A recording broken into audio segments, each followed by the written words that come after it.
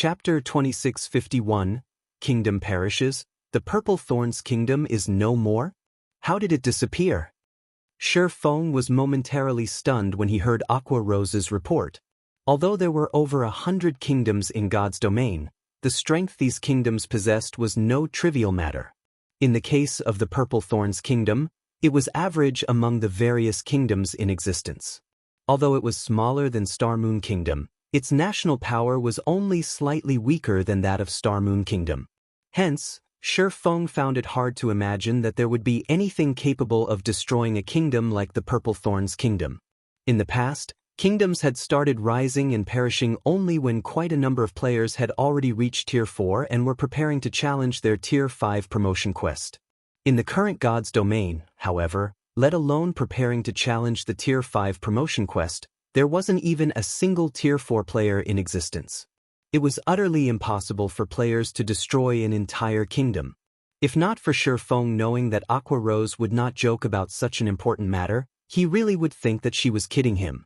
We still don't know the exact details. All we know is that the entire Purple Thorns Kingdom has been isolated from the outside world. According to the players that managed to escape from the kingdom before its isolation, powerful monsters had suddenly appeared in the Purple Thorns Kingdom, and these monsters were aggressively targeting players. At the same time, all NPCs at Tier 3 and above within the kingdom's NPC towns and cities had either disappeared or were placed in a strange state where they could not do combat. As a result, these newly appeared powerful monsters quickly overran the various NPC towns and cities. Moreover, any players killed by these monsters lose 10 levels and have their souls placed in an extremely weakened state, preventing them from logging into God's domain for 10 days. As for the corpses of these players, they are turned into either monsters themselves or food to strengthen these monsters. This incident has already shaken the entire Eastern continent. Every power is sending people to investigate this matter. The Black Dragon Empire and several kingdoms neighboring the Purple Thorns Kingdom have even dispatched their NPC armies to the Purple Thorns Kingdom's border to investigate. However, until now, nobody has managed to obtain any information. On the contrary, the players sent to investigate ended up getting ambushed and killed by the monsters there. Aqua Rose was similarly shocked when she received the news.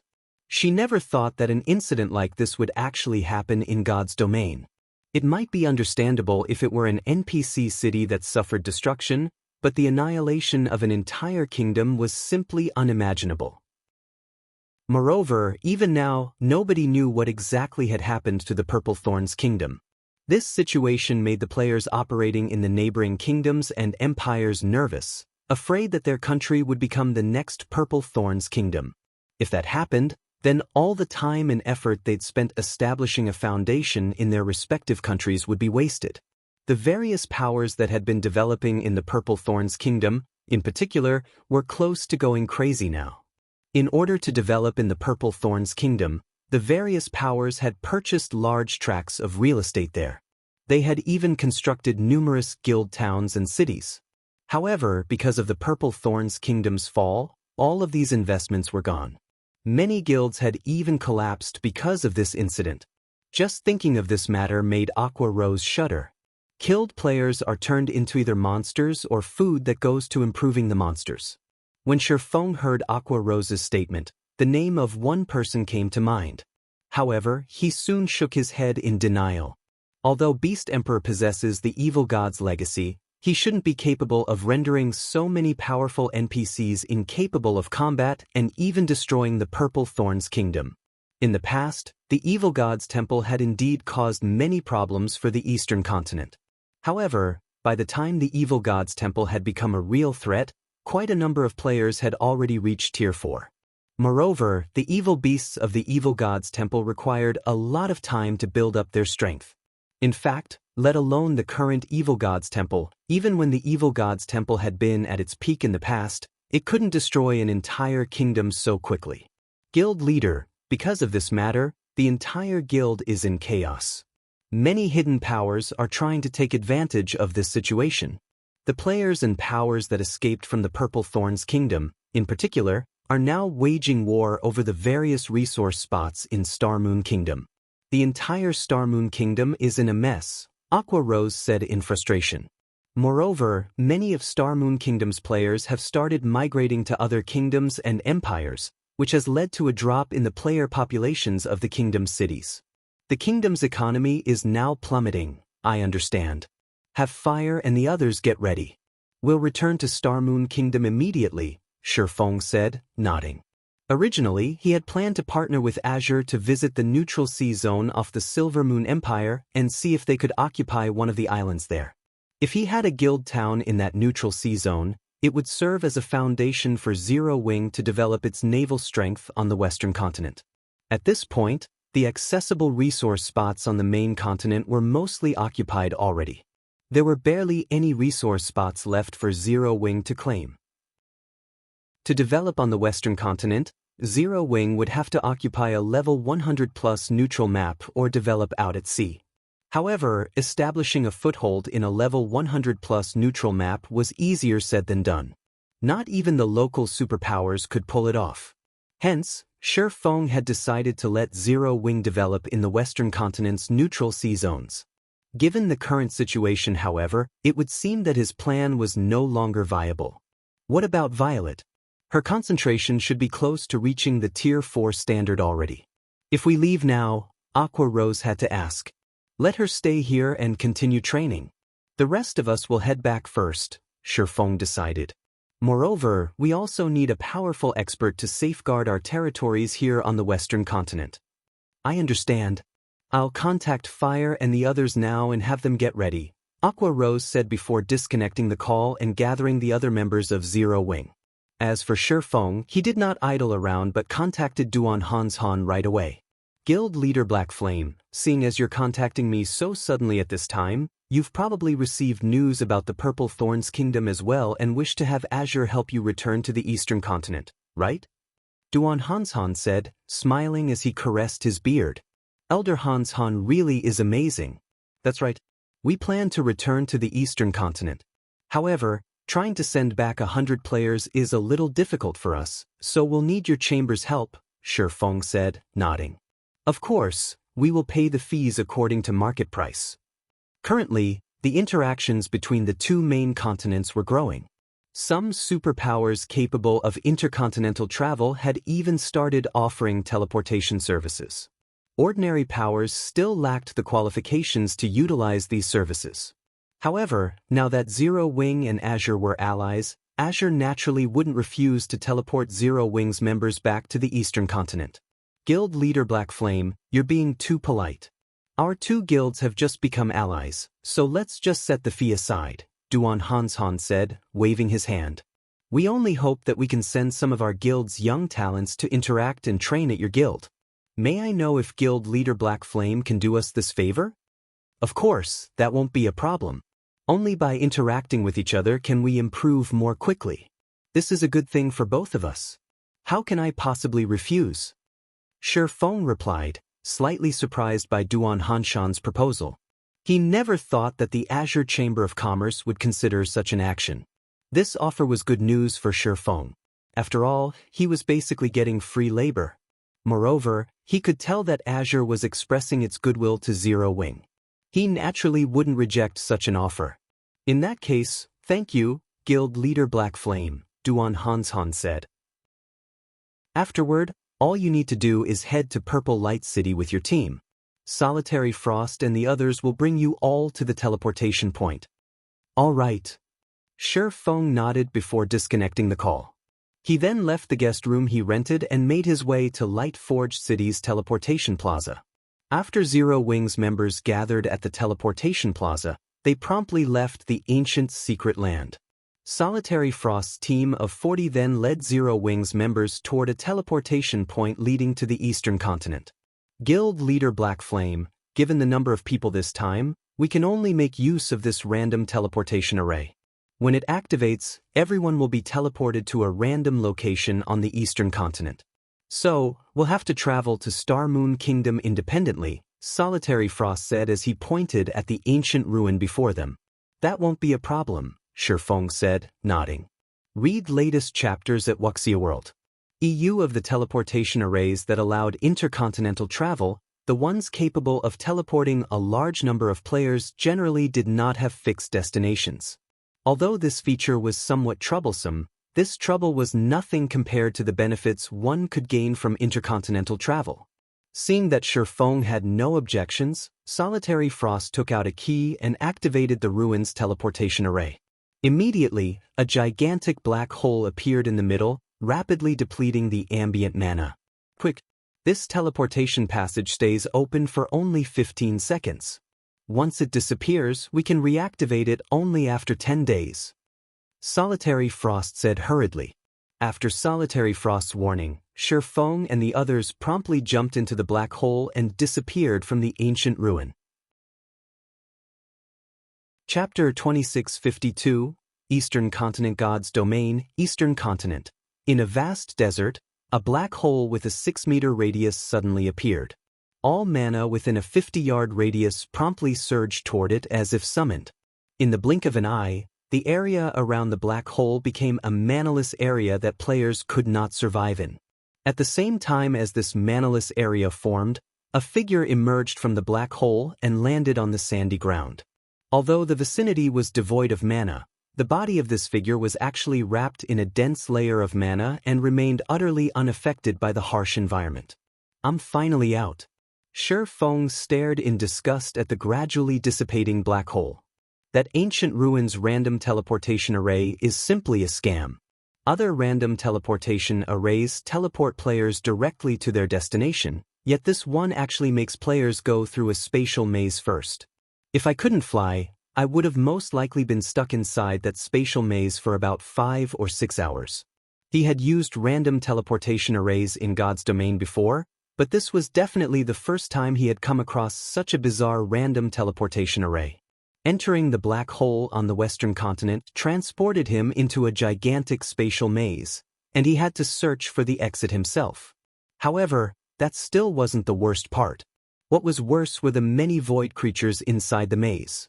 Fortunately, these void creatures were only around level 120, and the majority of them were at the Great Lord standard only. Moreover, he possessed Gale Domain, which granted him the ability to fly, so he was able to easily shake off the monsters chasing after him and search for the exit quickly. After inwardly grumbling a little, Faux took out a return scroll for White River City. He wanted to take a look at White River City's condition immediately. However, when Faux unfurled the return scroll and started activating it, the sound of a system notification immediately entered his ears. System, a strange energy is sealing this area. All forms of teleportation cannot be used here. I can't teleport here? Faux frowned upon seeing this notification. Was I unlucky and got teleported to a forbidden land? In God's Domain, aside from some special locations, forbidden lands were the only places that prohibited the use of return scrolls. Meanwhile, the chances of a random teleportation array sending players into special locations were 0 because such locations had to be entered using specific methods. As for forbidden lands, they only prevented players from teleporting out of them and not into them. It seems I have no choice but to fly out of this place. Having no better option, Faux stored his return scroll and took out the Thunder Eagle summoning flute. However, a second after he tried to summon the Thunder Eagle, he was dumbfounded once more. System, a strange energy is sealing this area. Flying mounts cannot be used. What is this place? It actually prohibits the use of flying mounts. Faux was truly stunned when he saw this system notification. As far as he remembered, forbidden lands generally did not prohibit the use of flying mounts. Those that did were usually level 150 plus forbidden lands. Even with his current self, he would not dare set foot into such high-level forbidden lands. The main reason for this wasn't him lacking levels but the possibility of Tier 5 world bosses spawning in level 150 plus forbidden lands. Against a Tier 5 world boss, even a player of his caliber would be no different from an ant. While Faux was grappling with this headache, a weak ripple of mana came from far away. He turned reflexively to look at its source, but the only thing he could make out was a bunch of ant-like figures fighting in the distance. By his estimates, those figures should be more than 1,500 yards away. What's going on? Faux was stupefied by this situation. 4 Tier 3 players, 1,500 yards was already the very limit of their visual range. At such a great distance, unless the other side was using large-scale destruction spells influencing a radius of several hundred yards, he shouldn't be able to sense any mana fluctuations from his position. However, such spells were definitely beyond the capabilities of Tier 3 magical class players. And from what he could see, the figures in question weren't using spells of such scale and power either. Is this an effect of having Tier 4 concentration? After giving the matter some thought, Faux could think of only this explanation for this situation. This discovery astonished him. No wonder I was never able to escape Tier 4 players once I got discovered. A perception range of 1,500 yards. This perception range was already on superhuman levels. The perception range Tier 3 players possessed couldn't even come close. Previously, no magical battles had taken place in his vicinity after his concentration had reached the Tier 4 standard. Moreover, he had been in a mana-rich environment, so he didn't sense any particular changes to his perception of mana. However, now that he had arrived in a place with very thin mana, he became extraordinarily sensitive to the changes in mana. Nonetheless, Faux did not dwell on the matter. With quick steps, he made his way toward the origin of the mana fluctuations since he could sense that the cause of these mana fluctuations were players. With the system map inaccessible, he couldn't tell where he was right now. Hence, collecting information about his current location was of utmost importance. Otherwise, he wouldn't even know how he could return to Star Moon Kingdom. Meanwhile, players were undoubtedly the best source of information. A short moment later, Faux arrived on a sand dune roughly 400 yards from the battlefield. Standing on the sand dune, he had an unobstructed view of the entire battlefield. Sure enough, they're players. Currently, a 200-man team of players was fighting several dozen strange monsters while protecting a dozen or so carriages and a group of NPCs. Faux Saint Saboteur, Elemental Creature, Great Lord, Level 112 HP 120, 000, 000/120, 000, 000, Faux Saint Destroyer, Elemental Creature, Grand Lord, Level 114 HP 450, 000, 000/450, 000, 000. The bodies of these strange monsters were pure white, looking like white statues. Every one of these monsters brandished weapons and wore armor. Although they weren't very high-leveled, every one of them was using spells in combat. Moreover, they also possessed very high combat standards, with even the weakest among them at the 5th floor trial tower standard. As for the players fighting these monsters, they were all at level 110 or above. Although these players were coping against these monsters, it was obvious that they were at a disadvantage. If not for the team's 8 Tier 3 experts holding off the 2 Faux Saint Destroyers, the team would have long since suffered annihilation. Vice Commander Wind, we can't continue like this. 2 destroyers are already far beyond our capability, the male Tier 3 shield warrior tanking one of the Faux Saint Destroyers said as he turned to look at the female Tier 3 swordsman tackling the other Faux Saint Destroyer. The female swordsman in question was clad in crimson armor and wielded 2 swords.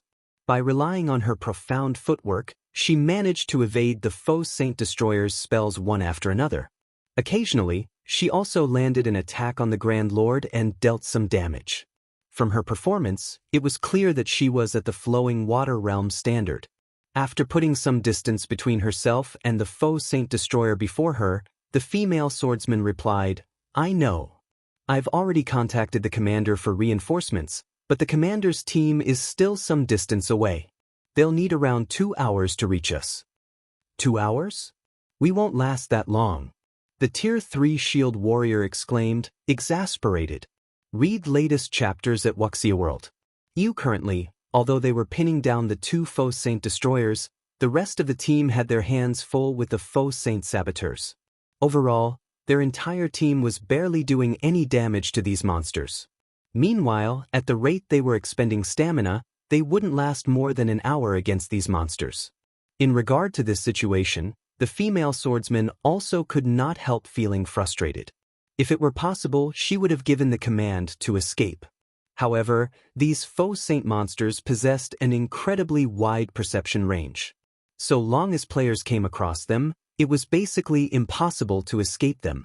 And even if they disregarded this fact and tried to flee, they would simply be making things worse. After all, this entire desert that they were in teemed with Faux Saint monsters. It was very easy for them to attract the attention of more Faux Saint monsters and put themselves in a worse situation. Just as everyone in the team was despairing, a voice suddenly entered their ears. "I'll lure these two Grand Lords away. The rest of you focus on getting rid of the Great Lords." Chapter 2653, Repelling Faux Saints. Upon hearing this voice, the merchant fleet's 200 players promptly turned to look toward its origin. What entered their sight was a cloaked swordsman carrying two long swords, who was rapidly closing in on their position, his speed surpassing even that of Tier 3 assassins. So fast! Solid Wind, the female swordsman, was surprised when she saw this swift figure. She never thought that they would actually come across other expert players in this desert. However, before anyone could react to the situation, this swordsman had already arrived before one of the two Faux Saint destroyers. Upon noticing Faux appearing before it, the destroyer promptly raised its greatsword and smashed down at him. The descending greatsword split into 3 sword lights that struck at Faux from different directions, each of the sword lights leaving a spatial tear in its wake. "Be careful. You mustn't receive this move, no matter what." Solid Wind warned hurriedly when she saw the descending sword lights. The Faux Saint destroyer was ostensibly a Grand Lord, but the skills and spells it used could exhibit power at the Tier 4 standard. Moreover, its assault was generally relentless. Once it started attacking, it would continue chaining attacks one after another. So long as players revealed a hole in their defense, the Faux Saint destroyer would use its strongest move to target said weakness. Meanwhile, the Faux Saint destroyer's strongest attack was something even Tier 3 peak experts had difficulty dodging. A hit from this move would instantly kill even a Tier 3 metric tons. However, when Faux went up against the Faux Saint destroyer's attack, he actually showed no intention of dodging. Instead, he unsheathed the pitch-black longsword hanging at his waist and took the initiative to meet the attack. Did he not hear Vice Commander Solid Wind's warning? The Tier 3 shield warrior who was tanking the other Faux Saint destroyer was startled when he saw Feng's actions. In regard to this situation, the other Tier 3 experts on the team also could not help shaking their heads and sighing. Even their commander, who was their adventurer team's strongest expert, would not dare receive this move directly, choosing to dodge it instead, before launching a counterattack. After all, so long as one clashed with this move, holes would inevitably appear in one's defense. If that happened, even 2 or 3 healers would not be enough to keep one alive. Although everyone present wished to help Faux, the Faux Saint destroyer's attack was simply too fast. Nobody would make it in time. Damn it! Solid Wind gnashed her teeth when she saw this scene. They had just gained the help of a Tier 3 expert. While having an extra Tier 3 expert might not change the overall situation, it would increase the team's combat power and let them survive longer. With the swordsman's help, they might even be able to hold out until their commander's team arrived. Now, however, boom! The loud clash of metal against metal thundered. At the same time, a frightening shockwave swept into the surroundings, creating a miniature sandstorm around its epicenter. However, contrary to everyone's expectations, they did not see the swordsman's figure flying out of the sandstorm. Instead, the situation inside the sandstorm became strangely calm after the initial collision. When the sand settled, what entered everyone's eyes was the scene of Faux standing there quietly, his pitch-black longsword pushing against the Faux Saint destroyer's silvery white greatsword. At this moment, not only was Faux unharmed, but he was still in his original position. He blocked it? How is that possible? Everyone's eyes nearly fell out of their sockets when they saw Faux unscathed and in place. The move the Faux Saint destroyer just used carried power at the Tier 4 standard. Even a Tier 3 metric tons would stumble several steps backward when receiving this attack with their shield. However, far from making Faux stumble, the Faux Saint Destroyer's greatsword actually failed to budge his longsword by even an inch. It was as if the destroyer's greatsword had just smashed into an impenetrable wall. The most frightening thing about all of this was that Faux had used only one hand to stop the Faux Saint Destroyer's attack. How high is his strength? After seeing this astonishing scene, Solid Wind paid closer attention to Faux. Even her commander, who was fully geared in top-tier Dark Gold equipment and wielded an epic weapon, would not dare receive a Faux Saint Destroyer's attack directly, yet Faux blocked the attack so casually. This was simply unbelievable. However, before anyone could react to the situation, Faux swung the abyssal blade once more and sent a perfect crescent cutting at the Faux Saint Destroyer before him. Failing to defend itself in time, the destroyer took the hit and stumbled 5 steps back. At the same time, a damage exceeding -300,000 appeared above its head. The damage from Feng's attack was more than 5 times higher than what Solid Wind and the others managed to cause. Immediately afterward, Feng sent a crescent arc flying at the other Faux Saint Destroyer. This time, though, the targeted destroyer reacted in time, interposing its greatsword. The instant the crescent arc came into contact with the greatsword, the impact lifted the targeted Faux Saint Destroyer slightly off the ground and sent it flying 5 yards back. By the time the Faux Saint Destroyer managed to stabilize its body, silence filled the entire battlefield as the 200 players guarding the merchant fleet gaped in shock at the scene that had just taken place. Strong. Feng was simply too strong.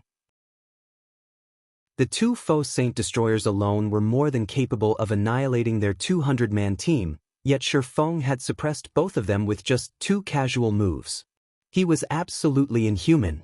Leave these 2 Faux Saint Destroyers to me. The rest of you quickly take care of those saboteurs. Feng shouted when he saw that everyone was staring at him in a daze. Got it. Upon hearing Feng's reminder, everyone promptly snapped out of their daze and resumed fighting the Faux Saint saboteurs without hesitation. In less than an hour, because of Feng pinning down the 2 Faux Saint Destroyers, the team was able to finish off 70% of the Faux Saint saboteurs present. After seeing that the tide of the battle was turning against them, the 2 Faux Saint Destroyers actually quit the field without hesitation. As for the surviving Faux Saint saboteurs, they similarly scattered and fled as well. They're escaping? What are these monsters? Feng was surprised to see the Faux Saint monsters fleeing. He had seen monsters abandon fights before. However, those monsters would generally turn tail only when their HPs had fallen to a critical level. On the other hand, the Faux Saint monsters that fled still had most of their HP. The 2 Faux Saint Destroyers, in particular, were basically still at full HP. Read latest chapters at Wuxi World. We don't know what exactly these Faux Saint monsters are. We only know that they came from Star Moon Kingdom's side. Moreover, every one of them possesses extremely high intellect. So long as they see that they have no chance of winning, they will scatter and flee immediately. This is especially true for those Faux Saint Destroyers. Even now, we haven't heard of any team killing one, Solid Wind explained when she saw the confusion on Feng's face. They came from Star Moon Kingdom? Solid Wind's words surprised Feng. Curious, he asked, Vice Commander Wind, could we be very close to Star Moon Kingdom? As far as he knew, there were no maps close to Star Moon Kingdom that prohibited the use of teleportation, flying mounts, and the system map. Mitchum. Once we cross this desert area, which is in the Orc Empire, we'll arrive at Star Moon Kingdom's fallen border, Solid Wind said as she eyed Feng strangely. After all, this information was common knowledge already. The Orc Empire? Star Moon Kingdom's fallen border? Feng grew even more confused at Solid Wind's words. Wasn't it the Purple Thorns Kingdom that has fallen? Chapter 2654, Obsolete Zero Wing? Upon hearing Feng's question, Solid Wind and the others gave him strange looks. Am I mistaken about something? Feng asked, puzzled by their reactions. The information Aqua Rose reported couldn't be false. Moreover, Duan Hanshan had also mentioned the matter of the Purple Thorns Kingdom falling. Even if Aqua Rose received the wrong information, there was no way a super guild like the Azure Chamber of Commerce would as well. You're not wrong, Solid Wind said, shaking her head. It's just that the fall of the Purple Thorns Kingdom happened 9 days ago. 9 days ago? Faux was stunned by Solid Wind's words. For a moment, he wondered if she was trying to trick him.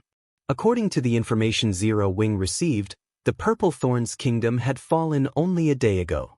Even if there was an error in the information, the time gap shouldn't be this large. The Purple Thorns Kingdom indeed fell 9 days ago. The incident shook the entire God's domain back then. The players and powers based in the kingdom were truly miserable, the Tier 3 Shield Warrior standing beside Solid Wind said, nodding. After that incident, many of the Purple Thorns Kingdom's players and powers banded together to plunder the resources of the neighboring kingdoms. The situation was so severe that 2 wars involving millions of players were waged. Many guilds collapsed as a result, 2 of them even second-rate guilds. The various major powers based in the neighboring kingdoms panicked. That's right. And 3 days ago, a horde of monsters emerged from the Purple Thorns Kingdom and invaded Starmoon Kingdom. Fortunately, Starmoon Kingdom did not face the predicament the Purple Thorns Kingdom had. All its Tier 3 NPCs and above remained in a combat-able state. Even so, in just half a day, nearly half of Starmoon Kingdom's territory was lost and became the nests of these faux saint monsters, Solid Wind explained when she saw the skepticism on Feng's face. Even after hearing Solid Wind's sincere explanation, Feng remained unconvinced. However, there was simply no reason for Solid Wind to lie to a stranger like him. Moreover, everyone's expression appeared natural. It did not seem as if they were faking anything. If these people were acting, then he really would have to tip his hat off to their strength. After all, unless one was at the Void Realm standard, avoiding the perception of a domain realm expert like himself would be very difficult. Only after reaching the Void Realm standard would people be able to control the minute actions their bodies made when lying. If Solid Wind and the others were truly lying, this meant that the entire 200-man team consisted of peak experts. Not even the 5 great super guilds had so many peak experts under their command. What is going on here? Feng could not make heads or tails of this matter. I spent, at most, 7 or 8 hours inside the spatial maze. How did I unknowingly waste 9 days? As soon as he received word of the Purple Thorns Kingdom's fall, he had hurried back to the eastern continent without hesitation. He didn't even log off midway. He also couldn't have fallen asleep during the journey and slept 9 whole days away. After all, he had remained fully conscious during his entire journey. 7 or 8 hours becoming 9 days. Feng suddenly thought of a possibility, and his complexion darkened at this thought.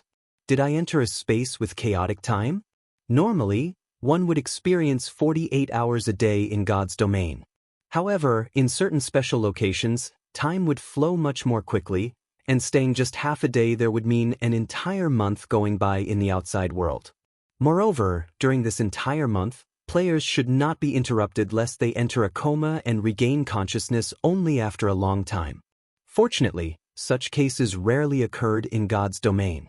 In the past, Feng had only ever heard rumors of such situations happening. He never thought that he would experience it himself.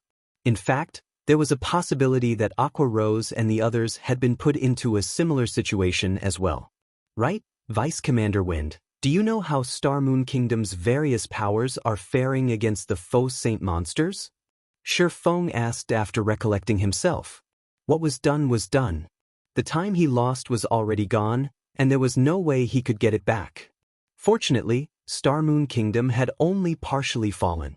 With Zero Wing's status as Starmoon Kingdom's #1 guild and the support of Stone Forest City, Zero Wing shouldn't face too many problems.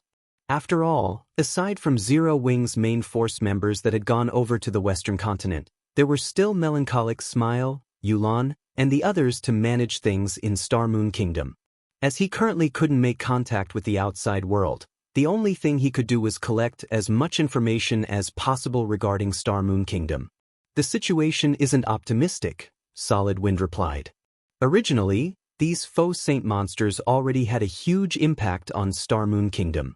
However, for some reason, the main force members of Starmoon Kingdom's #1 guild, Zero Wing, actually refused to show themselves despite such a major incident occurring. Fortunately, some of Zero Wing's partners operating in Stone Forest City came to help fight these Faux Saint monsters, allowing Zero Wing to stabilize the situation in Star Moon Kingdom, albeit just barely. However, due to Zero Wing's passivity, a power called Saint's Hand took the opportunity to rise up in Star Moon Kingdom. Not only did Saint's Hand rapidly establish itself in the many resource spots overrun by the Faux Saint monsters, but they also established plenty of guild towns. It even managed to occupy a fortress in the Orc Empire. To put it simply, Saint's Hand has created a large safe zone where players can safely develop. At the same time, Saint's Hand is also rapidly devouring the territories of Star Moon Kingdom's second- and third-rate guilds, provoking wars all over the kingdom. Moreover, the various superpowers and even the Blackwater guilds seem to be terrified of Saint's Hand. Recently, Saint's Hand even captured one of the Star Alliance's guild cities. Saint's Hand's influence in Star Moon Kingdom now exceeds Zero Wing's. I'm afraid it won't be long before Saint's Hand takes action against Zero Wing. At that time, the entire Star Moon Kingdom will be engulfed in the fires of war. After Solid Wind fell silent, everyone present could not help sighing dejectedly. They were all players of Star Moon Kingdom. They had been developing there ever since they entered God's domain. Despite the Faux Saint monsters threatening Star Moon Kingdom's continued existence, not only did the kingdom's various powers not band together to face this threat, but they had even started fighting each other with even greater ferocity. As things stood, how was Star Moon Kingdom supposed to fend off the Faux Saint monsters, which were growing increasingly stronger with each passing day? The current Faux Saint monsters were far stronger than those that first appeared in Star Moon Kingdom. Initially, the Faux Saint monsters were merely level 100 lords. Let alone Tier 3 players, even a party of Tier 2 experts could easily slay them. Now, however, the Faux Saint monsters had grown to the point where even the weakest among them was a great lord. Everyone estimated that it wouldn't be long before mythic-ranked Faux Saint monsters started appearing. At that point, Star Moon Kingdom would surely be doomed. Saint's Hand? This is interesting. Read latest chapters at Wuxia World. Despite going through his memories of his past life, Feng could not recall any power named Saint's Hand. However, seeing as Saint's Hand had managed to rise up in Star Moon Kingdom so quickly after the Purple Thorns Kingdom's fall, create a safe zone, and even capture a fortress in the Orc Empire, it was obvious that the guild possessed an extraordinary foundation. Friend, we are escorting this merchant fleet to Silverwing Town. How about coming with us? Currently, Silverwing Town has a Tier 4 personal guard and many powerful combat puppets. It can be considered one of the few safe areas in the Orc Empire, as well as the Orc Empire's trade hub. Our commander is quite influential in Silverwing Town. If you wish to learn some more information about the situation, you should have an easier time doing so there, the Tier 3 Shield Warrior suggested as he looked at Feng. In that case, I'll have to trouble you then, Feng said and thanked the Shield Warrior for the invitation. Currently, he didn't even know where exactly he was. He also didn't know the way back to Star Moon Kingdom. It would naturally be great if he could return to Silverwing Town. When the Shield Warrior heard Feng agree to his suggestion, he breathed out a sigh of relief. He then asked curiously, "Right, how should we address you, friend?" Chapter 2655, Birth of a Mythic. Upon hearing the Tier 3 Shield Warrior's words, Solid Wind turned to Feng with an embarrassed expression. Previously, she had been focused on fighting, so she had forgotten to ask for Feng's name. In fact, she had even forgotten to thank Feng for his help. Fortunately, the Shield Warrior, Crazed Bull, had taken the initiative to ask. Otherwise, their adventurer team would appear very ungrateful. Black Flame, Feng replied calmly. Black Flame? Crazed Bull laughed involuntarily when he heard Feng's name. Friend, your name is too amazing. Most likely, nobody in Star Moon Kingdom would dare show disrespect to this name. The rest of the team nodded in agreement with Crazed Bull's words. At this point in time, there was nobody unaware of the name of Zero Wing's guild leader. Let alone the Star Alliance, a first-rate guild operating in Star Moon Kingdom, even the various superpowers had to show respect to Zero Wing now. All the players in Star Moon Kingdom knew of Black Flame's existence. However, no matter how they looked at Shifeng's cloaked figure, he didn't match the legendary Black Flame they knew of. They also didn't think that the guild leader of Zero Wing would come to this godforsaken place that was infested with faux saint monsters. Alright, it's just a form of address. Since he doesn't want to reveal his name, there's no need for us to pry into the matter, Solid Wind whispered through the team chat when she saw her teammates poking fun at Shifeng. At Solid Wind's admonishment, everyone promptly nodded and dropped the topic.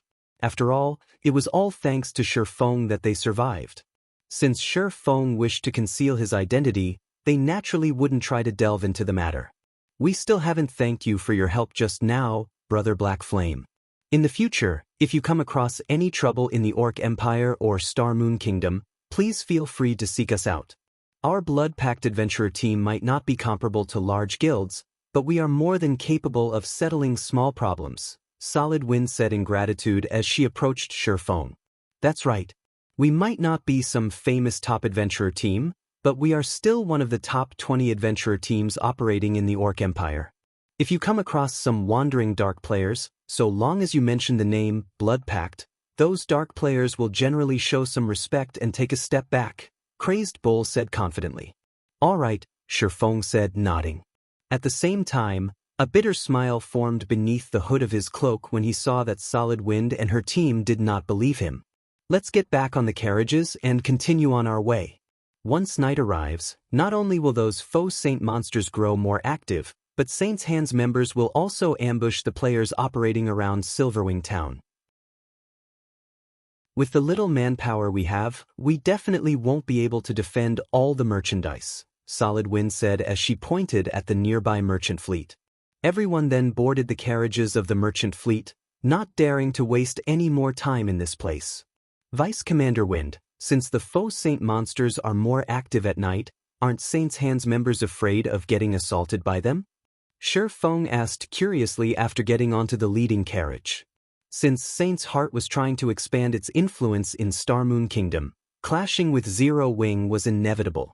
Hence, he wasn't surprised that Saint's Heart was targeting the players operating around Zero Wing's territories. However, the faux saint monster's strength was no trivial matter either. It would be extremely foolish for Saint's Hand to take action in Silverwing Town's vicinity during the faux saint monster's peak period. We found this situation very strange as well. However, it seems that Saint's Hand has developed a special tool. And when players wear this special tool, so long as they do not attack those faux saint monsters, then those faux saint monsters won't attack them either. With this tool, Saint's Heart's members can coordinate their movements with the faux saint monsters in targeting Silverwing Town. Recently, their assaults have become stronger. By the looks of it, Saint's Hand wants to capture Silverwing Town as soon as possible, Solid Wind said. However, for independent players like ourselves, we really don't wish to see Silverwing Town fall. Thus far, the guild towns captured by Saint's Hand are open only to Saint's Hand's members. Meanwhile, Silverwing Town is the Orc Empire's current economic center. If Saint's Hand manages to capture Silverwing Town, then we won't have anywhere to go. Hence, many adventurer teams and even some of Star Moon Kingdom's guilds are currently working together to assist Zero Wing in defending against Saint's Heart's assault and protecting the merchant fleets heading towards Silverwing Town.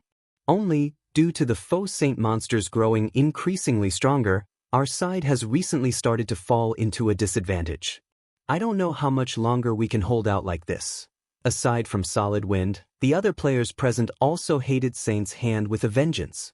Currently, the various kingdoms and powers were already struggling to deal with the faux saint monsters, yet Saint's Hand was actually exploiting the situation, making it increasingly difficult for independent players like themselves to survive. However, despite their hatred for Saint's Hand, they were utterly powerless to do anything against the guild. In fact, even the various superpowers did not dare to oppose Saint's Hand and could only watch from the sidelines. From the conversations with Solid Wind and the others, Shifeng gradually understood Star Moon Kingdom's current situation. Although Star Moon Kingdom had already lost close to half of its territory, not a single main city-ranked NPC city had fallen. Even so, the situation did not look too good for the kingdom. This was because the Faux Saint monsters were growing increasingly stronger, which, in turn, prompted a large number of players to emigrate from the kingdom. At this point, White River City, which originally had a player population exceeding 10 million, now had a population of less than 4 million. The other NPC cities in the kingdom were in an even worse state. Meanwhile, the drastic decrease in player population had also caused Star Moon Kingdom's economy to contract, forcing many powers to leave the kingdom in search of greener pastures. To make matters worse, the departure of Star Moon Kingdom's major powers opened up opportunities for the various dark powers to rise up. The kingdom's dark powers had already developed to a point where normal players might lose their lives as soon as they left the protection of an NPC town or city. Overall, the situation in Star Moon Kingdom could be summed up with a single word: chaos. Most importantly, with the Faux Saint monsters growing increasingly stronger, everyone could already foresee the day when Star Moon Kingdom's main city-ranked NPC cities fell. At that time, the entire kingdom would collapse, and only those that joined Saint's hand could avoid getting devoured by the Faux Saint monsters in the kingdom. As the merchant fleet continuously advanced, before anyone realized it, they had already arrived in a desert woodland close to Silverwing town. Currently, at least 20 merchant fleets could be seen advancing towards Silverwing town under the escort of players. From this, one could easily see how prosperous the current Silverwing town was. Moreover, aside from the escorting adventurer teams, there was also an army of 10,000 players, belonging to the various large guilds, patrolling the vicinity of Silverwing town. "We're finally safe." Solid Wind breathed out a sigh of relief when she saw this guild army. The sky was already darkening. The Faux Saint monsters they had to face at this time were no laughing matter, not to mention the threat of Saint's Hand's experts. Their merchant fleet would definitely face annihilation if they came across an ambush. Today's patrol really is amazing. The Star Alliance's Vice Guild leader Purple Eye is actually leading it. With this, even if Saint's Hand's members attack together with the Faux Saint monsters, we have nothing to fear, Crazed Bull said, his eyes glowing with excitement as he gazed at the beautiful, crimson-robed woman leading the patrol army. The other Blood Pact members nodded their heads in agreement with Crazed Bull when they saw Purple Eye. Nowadays, despite Star Moon Kingdom giving birth to plenty of new experts, those capable of making it to the God's Domain experts list still numbered very few. After all, players all over God's Domain were also continuously growing stronger. The difficulty of ranking within the God's Domain experts list was many times greater than before. Meanwhile, among Star Moon Kingdom's experts on the experts list, Purple Eye ranked within the top 300. According to rumors, she had obtained a powerful bloodline, and her combat power now rivaled that of monster-level experts. To top it all off, just recently, Purple Eye had even succeeded in fully unlocking her mana body. At this point, everyone in Star Moon Kingdom was already guessing that Purple Eye had already surpassed Zero Wings Aqua Rose in terms of strength and that she was catching up to Black Flame. With such an expert protecting them, how could they not feel assured?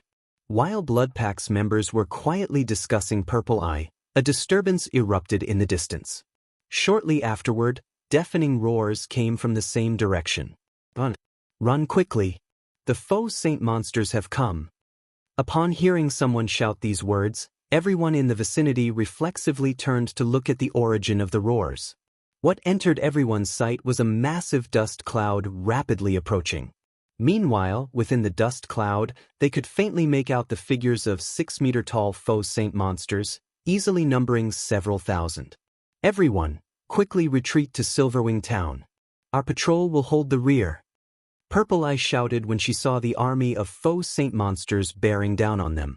The patrol army promptly shifted to a defensive formation. From how calmly the patrol army's members reacted even after seeing the approach of several thousand Faux Saint monsters, it was obvious that they were all experienced experts. However, when the Faux Saint monsters arrived within 500 yards, the expressions of the patrol army's members changed. Not good. There's a mythic-ranked Faux Saint monster. Among the Faux Saint monsters present, even the Faux Saint destroyers were only 7 meters tall. However, to everyone's surprise, a 12-meter-tall figure was running amidst the monster army. The intense pressure this 12-meter-tall Faux Saint monster exuded was so powerful that even level 112, Tier 2 experts felt stifled. The Grand Lord-ranked Faux Saint destroyers were already incredibly difficult to deal with for Tier 3 experts. In fact, even peak experts had died when fighting against a Faux Saint destroyer. Nobody dared imagine how powerful a Faux Saint monster would become after reaching the Mythic rank. Not to mention, aside from the Mythic-ranked Faux Saint monster, the monster army also had several hundred Faux Saint destroyers and several thousand Faux Saint saboteurs. How is this possible? How can a Mythic-ranked Faux Saint monster appear so quickly? Solid Wind was stunned when she saw the gigantic Faux Saint monster. We're doomed. We're really doomed this time. Crazed Bull similarly fell into despair at this situation. When facing an army of Grand Lord-ranked Faux Saint destroyers, players like themselves could still band together to fend off the monsters. However, now that Mythic-ranked Faux Saint monsters had started appearing in the Faux Saint armies, it was only a matter of time before Silverwing Town perished. After all, even now, nobody had managed to kill a Faux Saint destroyer. Needless to say, killing the Mythic-ranked Faux Saint Devourer would be even more impossible. Moreover, these Faux Saint monsters would only grow increasingly stronger as time passed. Players like themselves were helpless to stop these monsters. Read latest chapters at Wuxia World. EU. Before anyone could properly react to the appearance of a Mythic-ranked Faux Saint monster, the Faux Saint army had already started clashing with the patrol army. Against a Mythic-ranked Faux Saint Devourer, even the defense of Tier 3 MTs was no different from paper. Executing a horizontal swipe with its spear, the Faux Saint Devourer easily sent the Tier 3 MTS in its path flying, the MTs losing HP rapidly. Even when Purple Eye, a level 114, Tier 3 Elementalist, used a Tier 3 curse against the Faux Saint Destroyer, the Mythic monster not only blocked the attack without any difficulty but even managed to turn the force of the attack to its advantage, propelling itself toward Purple Eye at lightning speed. If not for her quick reaction, activating a life-saving skill in time, she would have been instantly killed. Brother Black Flame, let's hurry up and leave. The patrol army won't hold out for very long, Crazed Bull urged anxiously when he saw Fong jumping off the carriage. If even an expert of Purple Eye's caliber was at an absolute disadvantage, the Faux Saint army would eventually break through the patrol army's defensive line. Chapter 2656, Frightening Monsters. Silverwing Town, Blue Rose Bar. As one of the few advanced bars found in Silverwing Town, not only was the Blue Rose Bar a place where experts exchanged information, but it was also a sacred place for the various well-known adventurer teams to celebrate their harvests. Hence, the Blue Rose Bar was basically crowded with players every day. At this moment, however, only a dozen or so people occupied the bar's third floor. Of the people there, even the lowest leveled was level 114, with the highest at level 115. These players also boasted excellent equipment, the weakest piece of equipment being level 110 Dark Gold rank. As for level 100 plus epic equipment that could make even peak experts drool, every one of these players had at least 2 pieces, with some of them sporting up to 4. However, compared to the levels and equipment of these people, their identity was what was truly astonishing. These players were none other than the peak experts of Crimson Emperor, a guild that was known by almost everyone in the surrounding kingdoms and empires. Meanwhile, seated at the head of this group was Illusory Words, one of Crimson Emperor's vice guild leaders.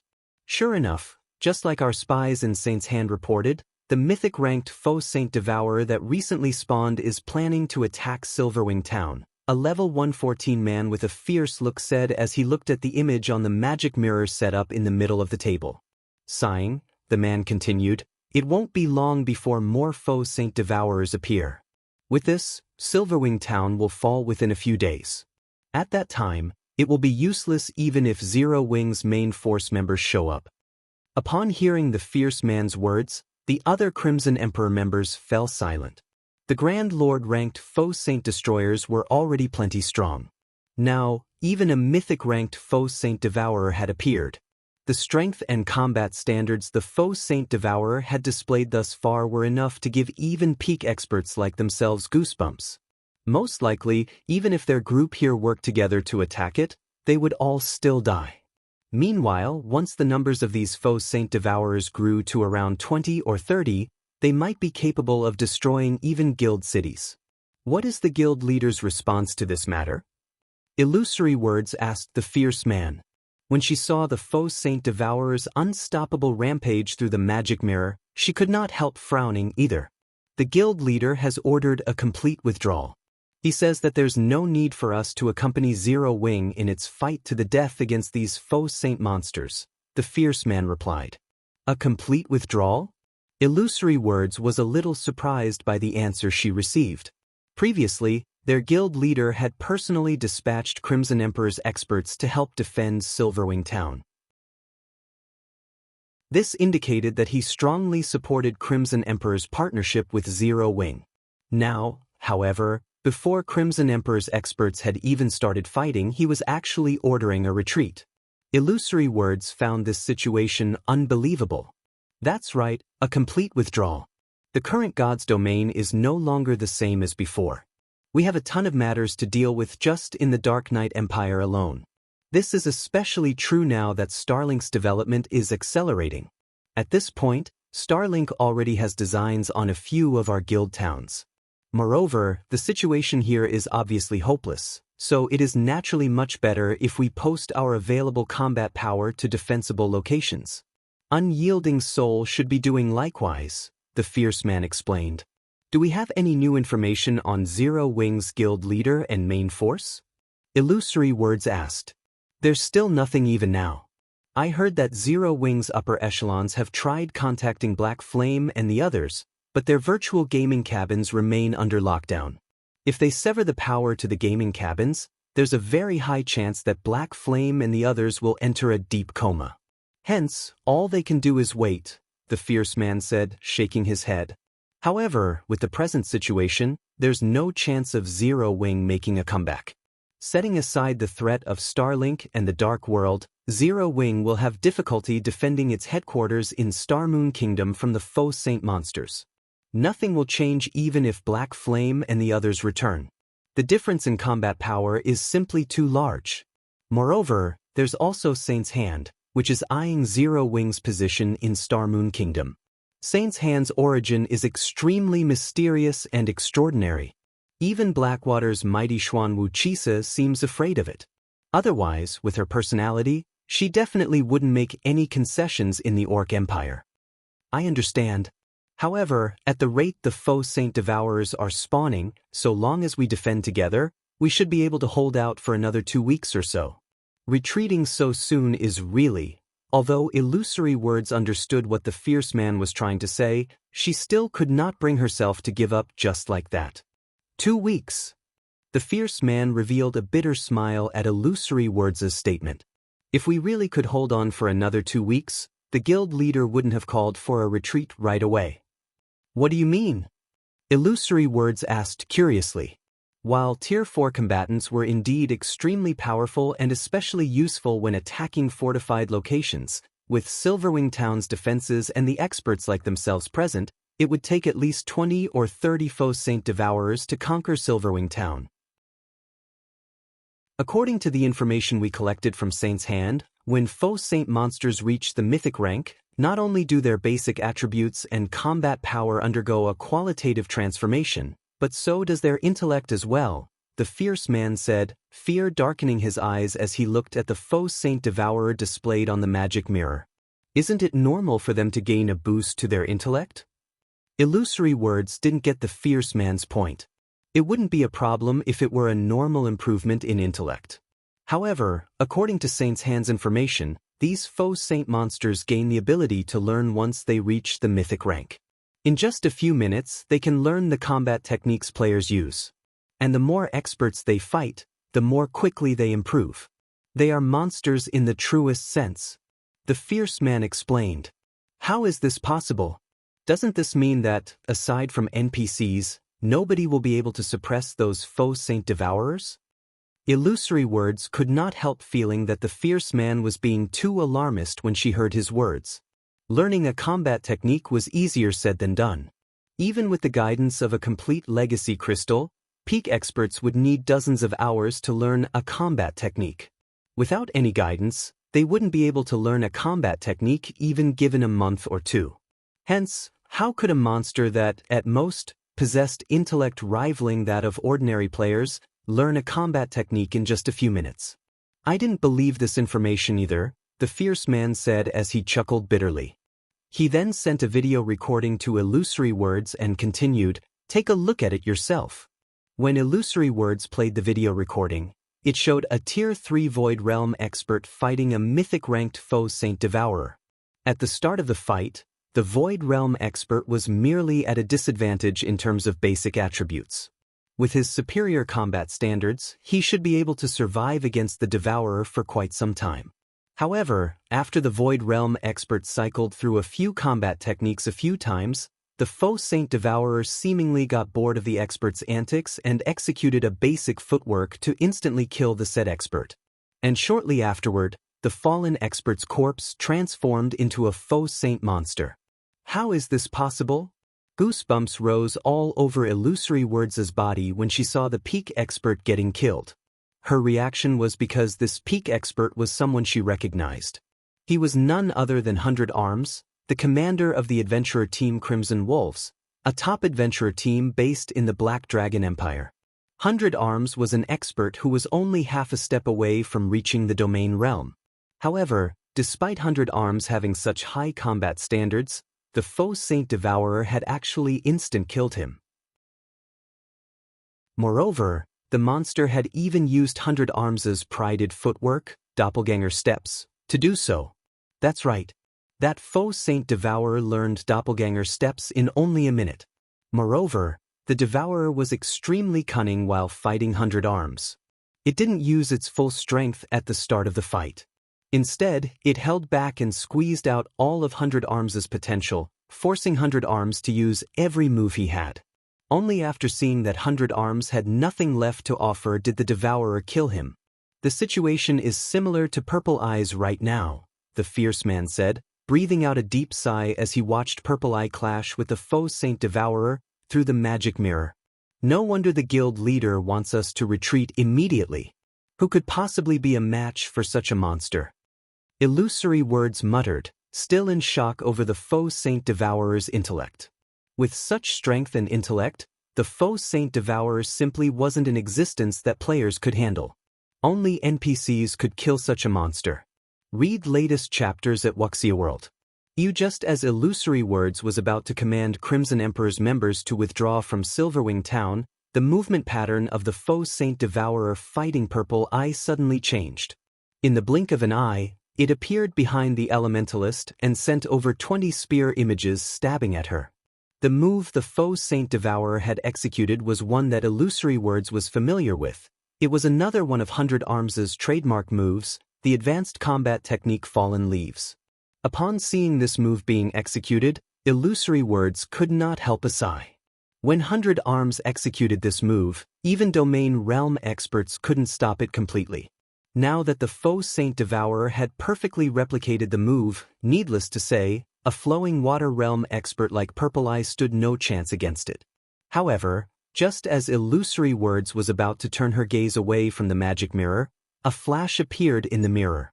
In the next moment, a pitch-black wall appeared between Purple Eye and the 20-plus spear images, the spear images vanishing without a trace when they came into contact with the pitch-black wall. Chapter 2657, Clashing with the Faux Saint Devourer, it got blocked. How is that possible? That's an advanced combat technique used by a mythic monster. Crimson Emperor's members seated in the Blue Rose Bar's third floor rubbed their eyes in shock when they saw the pitch-black wall displayed on the magic mirror. For a moment, they all thought they were hallucinating. In terms of basic attributes, the Faux Saint Devourer was above average among mythic monsters of the same level. Combined with 100 Arms' Fallen Leaves technique, the power of the Devourer's attack should be capable of sending even mythic monsters flying. Nevertheless, against the pitch-black wall that suddenly appeared, the attack was nothing. The players standing on the battlefield were similarly stunned by this scene. What's going on? Is that pitch-black wall some kind of defensive spell? Isn't it a little too amazing? Everyone was surprised and confused by the pitch-black wall that had suddenly appeared on the battlefield. Not only did this pitch-black wall block the Faux Saint Devourer's attack, but it had even split the entire battlefield in half, forcing the majority of the monster army to halt their charge. Now, the Faux Saint monsters could only stand still and quietly look at the pitch-black wall before them. "This is a spatial tear," Illusory Words exclaimed when she saw the pitch-black wall fading out of existence. "A spatial tear? How is that possible? Even a very powerful attack would, at most, cause a thin tear stretching over a dozen yards. This wall is over 100 yards long and over 50 yards tall. Who could possibly have such strength?" The fierce man refuted, shaking his head in denial. He felt that Illusory Words' conjecture was ridiculous. Everyone in the bar's third floor was familiar with spatial tears. After all, they would always come across spatial tears when clashing with Tier 4 mythic monsters. A spatial tear was the byproduct of an attack carrying too much power for the surrounding space to handle. The surrounding space would destabilize and shatter like broken glass, which was why the shape of spatial tears was generally irregular. However, the pitch-black wall displayed on the magic mirror was incredibly stable. There were no cracks in it at all.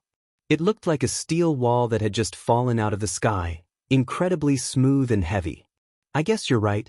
Even that person wouldn't be capable of such a feat," Illusory Words said, laughing despite herself.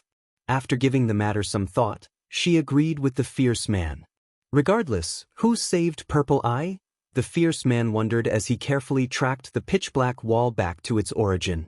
Setting aside the wall's defensive capabilities, just the fact that this person saw through the Faux Saint Devourer's movements is already plenty amazing. I doubt there are more than a handful of people in the entire Silverwing town who would be a match for this person. Did an old monster belonging to one of Zero Wing's partners take action? The fierce man's gaze landed on a cloaked man wielding a pitch-black longsword, the origin of the remarkable wall. Although he couldn't see any information about this cloaked man, his gut told him that this cloaked man possessed astonishing strength definitely at the domain realm. Before the pitch-black wall disappeared completely, the cloaked man vanished from his original location and arrived before the Faux Saint Devourer. He then stopped another spear attack from the Devourer, allowing Purple Eye to put some distance between herself and the mythic monster. "Crap, who is that guy? He actually managed to block that Faux Saint Devourer's attack." Crazed Bull exclaimed, his eyes nearly falling out of their sockets when he saw Fong successfully rescuing Purple Eye. At this moment, aside from Crazed Bull, even Solid Wind could not help goggling in shock, her mind freezing in disbelief. Previously, she already found Feng's ability to pin down 2 Faux Saint Destroyers all by himself astounding. Now, the man had even single-handedly pinned down the mythic-ranked Faux Saint Devourer, which even an expert of Purple Eye's caliber was no match for. Amazing! He's actually keeping up with that Devourer's speed. With this, he should have no problems handling the Devourer, Illusory Words said, her eyes glowing with excitement when she saw the cloaked man deflecting every one of the Faux Saint Devourer's attacks. "If Silverwing Town has his protection, we should be able to sustain the town for some time and foil Saint's Hand's plan to solicit help from the neighboring kingdom's powers. That way, Saint's Hand's development speed will slow down, and Zero Wing will have some breathing room. If Zero Wing can continue holding out in Star Moon Kingdom, we'll have an easier time resisting Starlink in the Dark Knight Empire as well. This will only delay the inevitable. That Faux Saint Devourer will grow stronger as more time passes. Its growth speed is also no laughing matter. Not to mention, Saint's Hand has already informed the various superpowers that anyone that helps Zero Wing will become Saint's Hand's enemy," the fierce man said, shaking his head. "Saint's Hand has done considerable research into the Faux Saint monsters. In the future, we'll definitely need Saint's Hand's help to deal with the threat of the Faux Saint monsters. This is also why the guild leader is having us withdraw completely. The appearance of that mysterious expert won't change anything. In fact, Saint's Hand will probably locate the power behind that mysterious expert and give that power a warning." Aside from Crimson Emperor's members, the members of various superpowers hidden in Silverwing Town also viewed this situation indifferently. "Zero Wing sure is lucky. It actually managed to get the help of an old monster. I bet that old monster has yet to receive the news. Otherwise, why would he move to help Zero Wing? Although they did not know which superpower's old monster was helping Zero Wing right now, they knew that this would be the only time this old monster would do so. Afterward, Saint's hand would definitely warn the superpower backing this old monster. Once that happened, said superpower would most likely stop assisting Zero Wing in defending the town against the Faux Saint monsters. Not only was the current era of God's domain filled with turmoil, but it was also the era of the Faux Saint monsters. Faux Saint monsters were a huge headache, even for super guilds. Moreover, stopping the spread of these Faux Saint monsters was also impossible. In the future, any guild that wished to develop safely in God's domain, be it a small guild or a super guild, would have to partner or trade with Saint's hand. After all, up to now, no other power had managed to develop a tool that could prevent the Faux Saint monsters from attacking players. In fact, Saint's hand even had the means to prevent the Faux Saint monsters from attacking an entire area. Now that Saint's hand was determined to destroy Zero Wing, even the Secret Pavilion would be able to stop it, just like how the Secret Pavilion had failed to stop Saint's hand from capturing one of the Star Alliance's guild cities. Meanwhile, as time passed, due to reinforcements continuously pouring out of Silverwing town, the patrol army eventually gained the upper hand over the Faux Saint army. In fact, over 1,000 Faux Saint saboteurs had fallen in battle already, which made the Faux Saint Devourer anxious. In the next moment, the Faux Saint Devourer let loose a deafening roar that echoed throughout the battlefield. Immediately afterward, the Faux Saint army scattered and fled. As for the Faux Saint Devourer itself, it too turned around and ran off. Read latest chapters at Wuxia World. Sure enough, it is going to escape. Silverwing Town might have survived this time, but let's see how it's going to stop the next attack. The superpowers hidden within Silverwing Town were not at all surprised when they saw the Faux Saint army retreating. After all, with the Faux Saint Devourer thoroughly suppressed, it was only a matter of time before the Faux Saint army suffered annihilation. However, what made the Faux Saint monsters truly formidable was their ability to grow stronger with each battle they experienced. Even though Silverwing Town had successfully fended off today's attack, it wouldn't necessarily be able to repeat the feat, escape. Shi Feng sneered when he saw the Faux Saint Devourer fleeing. Do you think you can escape? Following which, he took out the Ring of Gospel from his bag and activated Miniature World. Chapter 2658, Power of Tier 4 Concentration. When Shi Feng activated Miniature World, the sky above the desert woodland darkened as if night had fallen. Immediately, everyone on the battlefield felt their perception of their surroundings vanish.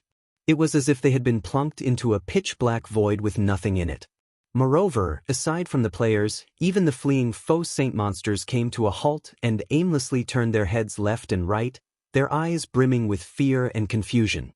Shortly afterward, a colorful brilliance descended from the sky, the lights giving off a sacred and majestic feeling. Spectators at a distance would see a gigantic rainbow barrier enveloping the entire desert woodland outside Silverwing Town. This rainbow barrier thoroughly isolated the woodland from the outside world, making the woodland look like a mirage. Meanwhile, beneath this colorful brilliance, the Faux Saint monsters started wailing in agony, one after another, their screams echoing throughout the woodland. At the same time, the intense aura they radiated waned rapidly, and even their basic attributes and reaction speed weakened to an unbelievable degree. It was as if these Faux Saint monsters that everyone originally feared had become common monsters. Seeing this scene, everyone on the battlefield was stunned. Isn't this a little too strong? He actually debuffed several thousand Faux Saint monsters to such an extent in an instant. Who is this guy? The various adventurer teams escorting merchant fleets and the patrol army fending off the Faux Saint monsters stared at Shi Feng in astonishment. They had seen many instances of magic arrays suppressing monsters before, but this was the first time they had seen a magic array produce such a huge commotion and effect. Any random Faux Saint saboteur was more than enough to give Tier 3 experts a headache, what more the Faux Saint destroyers. Now, however, several hundred Faux Saint Destroyers had been suppressed until they were just slightly stronger than ordinary Great Lords. Even ordinary Tier 3 experts could handle these Grand Lords. As for the almighty Faux Saint Devourer, it was no different from an ordinary mythic monster. In its present state, even Tier 3 peak experts could resist it for a certain period. Master magic arrays were unlikely to be able to produce such results. Moreover, the magic array Faux used spanned the entire desert woodland. At this moment, Faux himself was very surprised by the effects of Miniature World. He never thought that, after his concentration had reached the Tier 4 standard, aside from being able to exhibit the power of an advanced combat technique with his every movement, his control over magic arrays would also improve to such a frightening degree. Currently, Miniature World's suppression effects could rival those of advanced master magic arrays. Despite his surprise, Faux did not pause. After activating Miniature World, he promptly charged at the Faux Saint Devourer.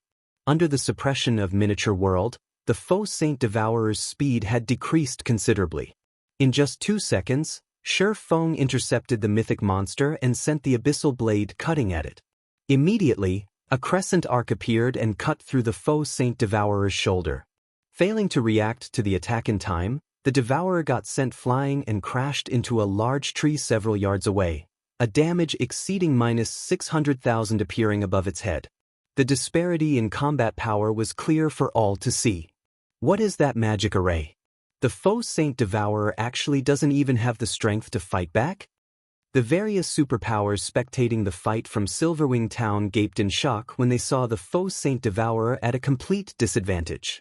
In fact, the Devourer's reaction speed couldn't even keep up with the swordsman's movements.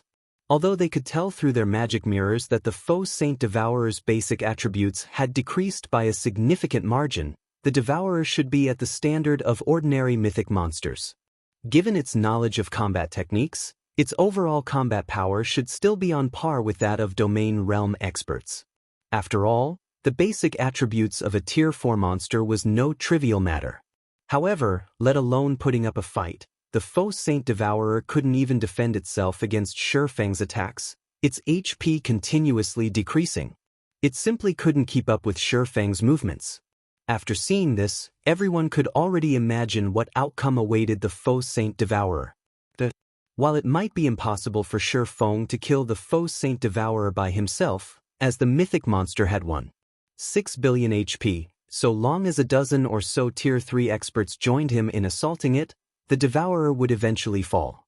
Until this day, let alone killing a mythic-ranked Faux Saint Devourer, the various superpowers hadn't even managed to kill a Grand Lord-ranked Faux Saint Destroyer before. Now, however, Feng accomplished this miracle just by using a magic array. This was simply unbelievable. Following which, time passed quickly.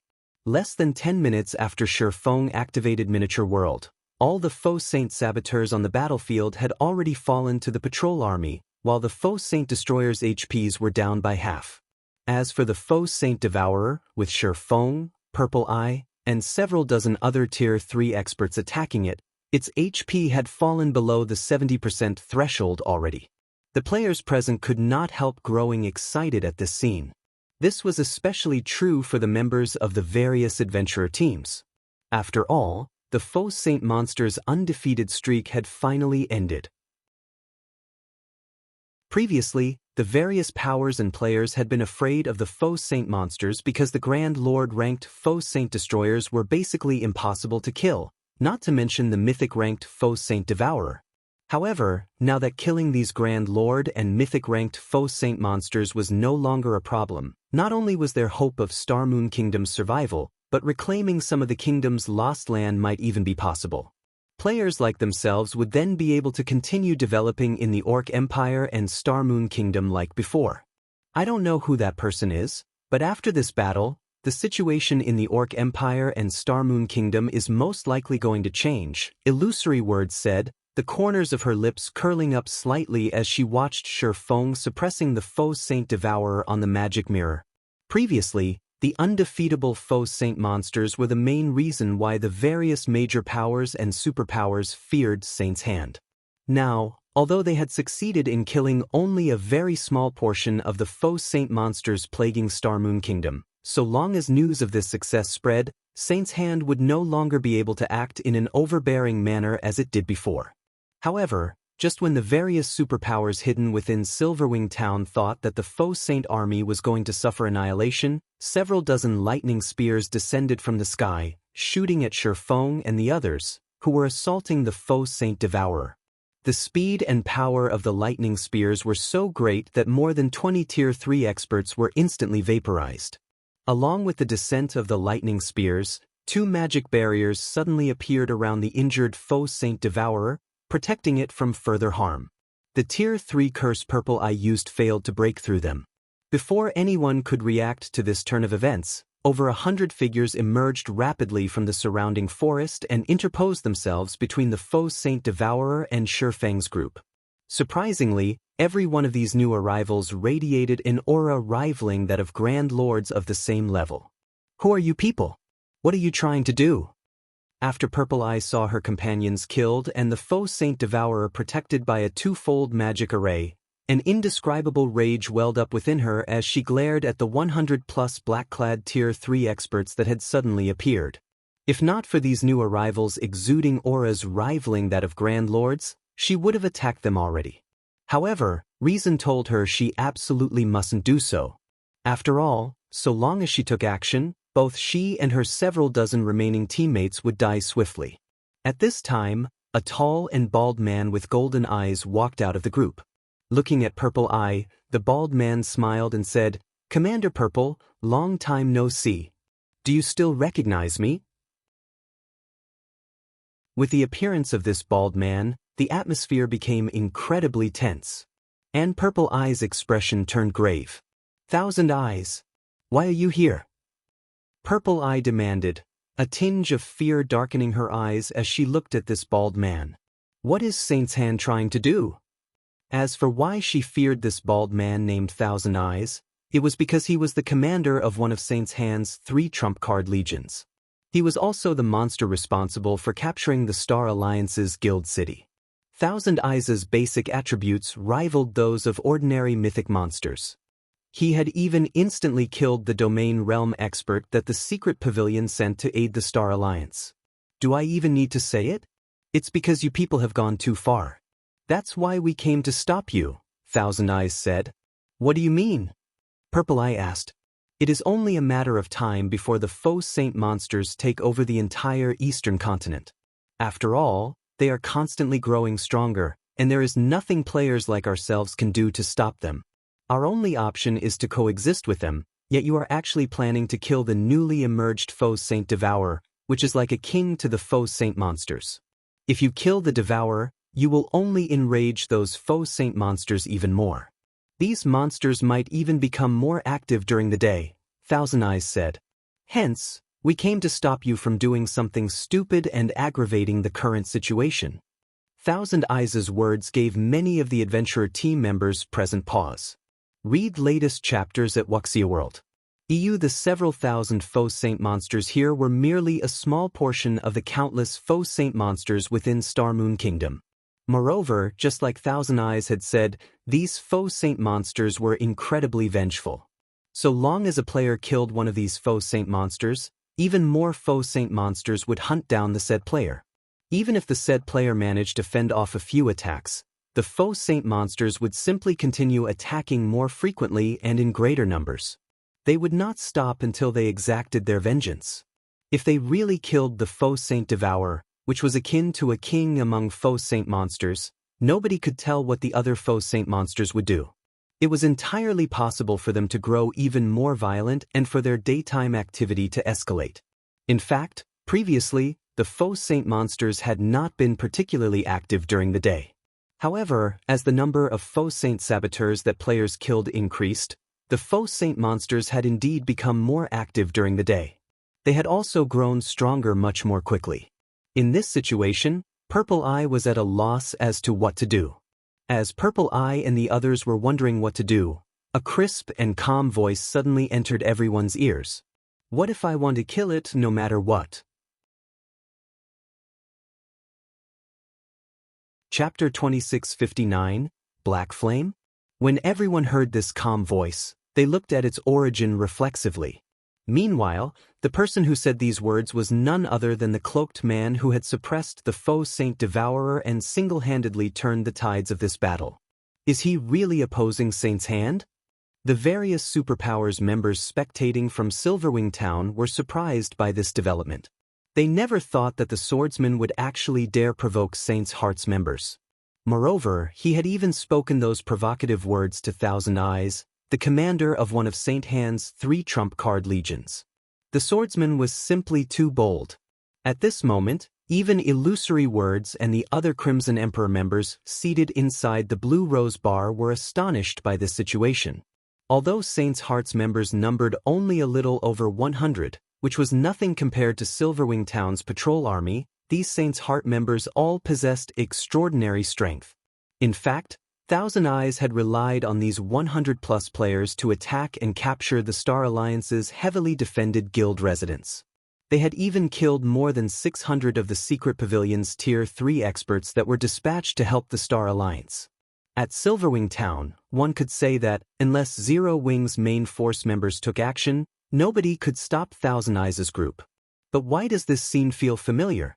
When Illusory Words saw the standoff on the magic mirror, she had a sense of déjà vu. At the desert woodland, Purple Eye could not help growing somewhat anxious when she saw Faux challenging Thousand Eyes. Others might not know how powerful Thousand Eyes and his team were, but she did. After all, she had witnessed him in action before. It might be fine if they were within 300 or 400 yards of Silverwing Town, since Silverwing Town's Tier 4 personal guard could take action at that range. As strong as they were, even Thousand Eyes and his team would not dare mess around with a Tier 4 NPC. However, not only were they quite some distance from Silverwing Town, but the majority of the patrol army were currently scattered all over the battlefield. With only a little more than 30 Tier 3 experts on Purple Eye's side, even if Feng's combat power could suppress the Faux Saint Devourer, her people still wouldn't be a match for Thousand Eyes' team. The members of Thousand Eyes' team simply couldn't be considered human. They were more like a group of humanoid beasts. Otherwise, they wouldn't have dared attack the Star Alliance's guild residents, which had been guarded by several hundred Tier 3 personal guards and over 10,000 experts, with just 100-plus players.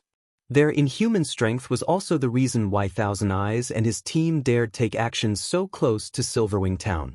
As Purple Eye was growing nervous over this matter, Thousand Eyes turned to Faux. I don't know who you are, but I advise you not to look for trouble. Your strength and abilities are indeed amazing. I'm sure many superpowers will fear you. However, all of those things are nothing to Saint's Hand, Thousand Eyes said coldly. Since you wish to destroy the current balance of God's domain, I'll teach you a small portion of the consequences of doing so. As soon as Thousand Eyes finished speaking, 5 figures appeared from behind him, simultaneously activating a Tier 3 combination skill, Purgatory Storm. Each of these 5 people immediately split into 6 copies of themselves and surrounded Faux. The 30 doppelgangers then launched a synchronized strike at Faux, every one of their attacks carrying power at the Tier 4 standard.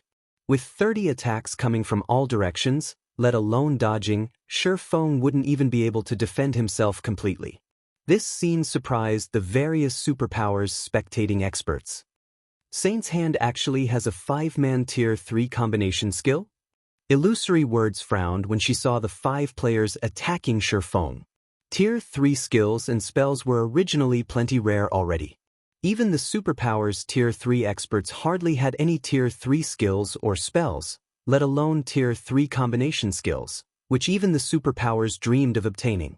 Even the weakest Tier 3 combination skill allowed players to exhibit power at the Tier 4 standard. Stronger Tier 3 combination skills could even repulse mythic monsters. Tier 3 combination skills served as a trump card against mythic bosses. However, until now, there had been no news of any superpower obtaining a Tier 3 combination skill for 5 players. Even the strongest one required only 3 players to use. Against a 5-man, Tier 3 combination skill, even the Faux Saint Devourer would not emerge unscathed. A 5-man Tier 3 combination skill. Sure enough, Saint's Hand's foundations truly are extraordinary. That guy must be stupefied right about now. When the various superpowers spectating members saw Faux surrounded, some of them laughed in ridicule while some sighed in disappointment. Although the swordsman indeed possessed astonishing strength, just like Thousand Eyes had said, it was nothing in front of Saint's Hand. The 30 attacks, which tore space, struck at Faux simultaneously, their frightening power making even Purple Eye, who stood over 30 yards away, feel stifled. Just as the 30 devastating attacks were about to devour Faux, however, he raised the abyssal blade overhead with both hands before swinging the magic weapon at the attacks. First sword, Light Shadow. The phantom of a gigantic greatsword suddenly appeared in the air. However, compared to the previous times Faux executed Light Shadow, the phantom greatsword felt much more solid this time. Moreover, just its manifestation made the surrounding space heavy. Even the attacks approaching Faux slowed down considerably. At this moment, it was as if only this phantom greatsword was moving while everything else remained static. Boom! The 30 attacks capable of repulsing even the Faux Saint Devourer shattered instantly into countless particles of light, and the surrounding space crumbled from the terrifying force of the impact. Immediately afterward, 5 figures went flying out of the shattered space like cannonballs and crashed into the large trees over 30 yards away. Despite the trunks of the large trees having a 4-meter diameter, the 5 figures came to a stop only after ramming through several of these forest giants. And when these figures eventually landed back on the ground, their HP bars depleted rapidly and stabilized only after hitting the 30% mark. This, upon seeing the 5 heavily injured Saint's Hand members, Purple Eye gaped in shock. With just one move, Faux not only shattered the 5-man, Tier 3 combination skill but even heavily injured the 5 Saint's Hand members. The ease with which he neutralized the attack made it seem as if the 5 Saint's Hand members were not peak experts boasting basic attributes rivaling that of Grand Lords, but merely ordinary players that one could find anywhere. Who are you? When Thousand Eyes saw that Faux had survived the clash unscathed, the confidence in his eyes disappeared, replaced by surprise and confusion. Read latest chapters at Wuxia World. Thousand Eyes knew full well how powerful the Purgatory Storm his 5 subordinates executed was. This combination skill could block even the attack of a superior Mythic. Now, however, Faux had actually shattered the combination skill and heavily injured his 5 subordinates with just one move. This was simply inconceivable. At this moment, let alone Thousand Eyes, everyone else watching the fight wanted to know Feng's identity. Who am I? Turning his gaze to Thousand Eyes, Feng retorted calmly, "You have the gall to take action in Silverwing Town's vicinity, yet you're asking who I am? Don't you think this question of yours is idiotic?" Upon hearing Feng's words, silence suddenly befell the various superpowers spectating members as they all stared at Feng's cloaked figure in disbelief. Black Flame?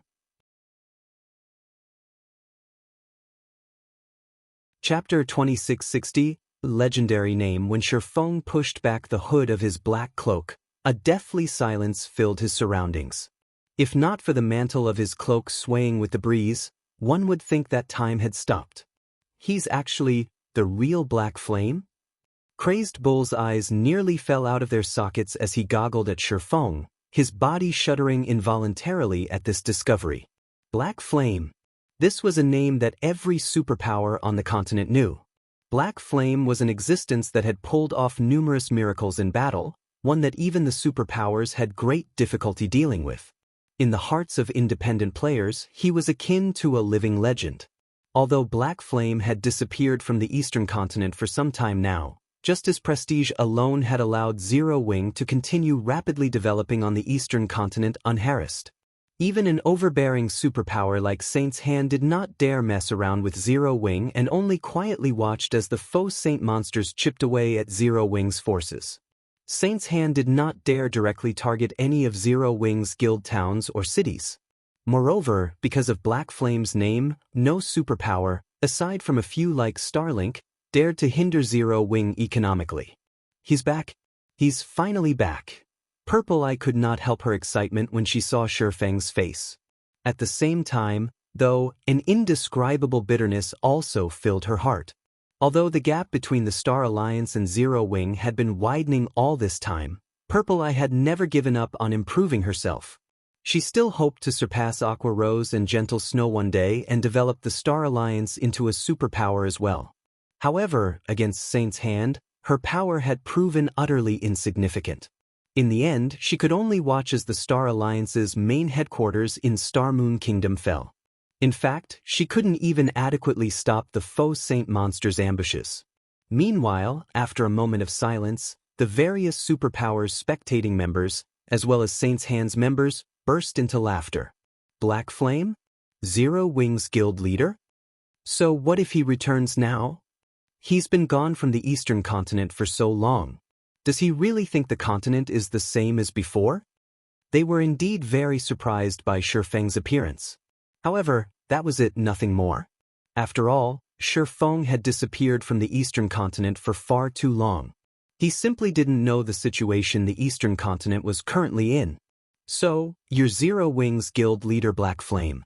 No wonder you could shatter that 5-man combination skill, Thousand Eyes said, applauding as he looked at Shifeng. In the next moment, though, he sneered, but so what if you've returned? Now that the Faux Saint army has already given birth to a mythic-ranked Faux Saint Devourer, many more of its kind will be appearing in the future. Nobody can stop the Faux Saint army now. Do you think you can change things just because you've returned? He was familiar with the name of Black Flame. This was a monster that his guild leader had warned him to be careful of. If it were a few days ago, he would indeed be terrified of Shifeng. Now, however, let alone fearing Shifeng, he didn't even consider the swordsman a threat. Boss, why are we wasting words with him? Since he is Black Flame, we should let this old bastard know that he is already obsolete. This is no longer his era, urged Irontooth, formerly the chief shield warrior of the Purple Thorns Kingdom's #1 guild, Sin Realm, with a playful smirk on his face. He had always wanted to destroy the guild known as Zero Wing. Unfortunately, back then, Sin Realm was no match for Zero Wing at all. Now that he had joined Saint's Hand, however, he understood that Zero Wing wasn't a threat at all. Instead, it was merely a small stepping stone towards Saint's Hand's domination of the entire Eastern continent. I guess you're right. Thousand Eyes nodded in response to Irontooth's words. He then looked at Shifeng and said calmly, since you are Zero Wing's guild leader, then I'll make an exception today and show you Saint's Hand's true power. After saying so, Thousand Eyes glanced at Irontooth, who stood beside him. At this hint, Irontooth excitedly approached the Faux Saint Devourer, which was behind a twofold magic array. What is he trying to do? The excited look on Irontooth's face gave Purple Eye an inkling that something was amiss. It's nothing much. He's just going to show you people what the power of the new era is like. Thousand Eyes said, a smirk appearing on his face as he looked at Purple Eye. As Thousand Eyes said that, Irontooth took out a silvery white crystal from his bag and started chanting an incantation. Suddenly, the Faux Saint Devourer let loose a roar before its body burst into countless particles of silvery white light. These particles then merged with Irontooth's body. In the next moment, Irontooth transformed into a 6-meter-tall giant clad in silver armor. The aura he radiated much stronger than even that of the Faux Saint Devourer. How is this possible? Everyone present was stunned by this scene. They never imagined that players could obtain the strength of Faux Saint monsters. Moreover, it was obvious from the eyes of the armored giant that it was Irontooth. Only, Irontooth was currently much stronger than even the Faux Saint Devourer. Previously, although the Faux Saint Devourer possessed an incredible learning ability, its combat standard wasn't very high. It wasn't capable of exhibiting its full strength.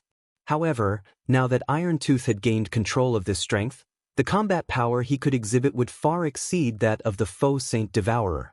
Amazing! Truly amazing! So, this is the strength of a mythic-ranked Faux Saint monster.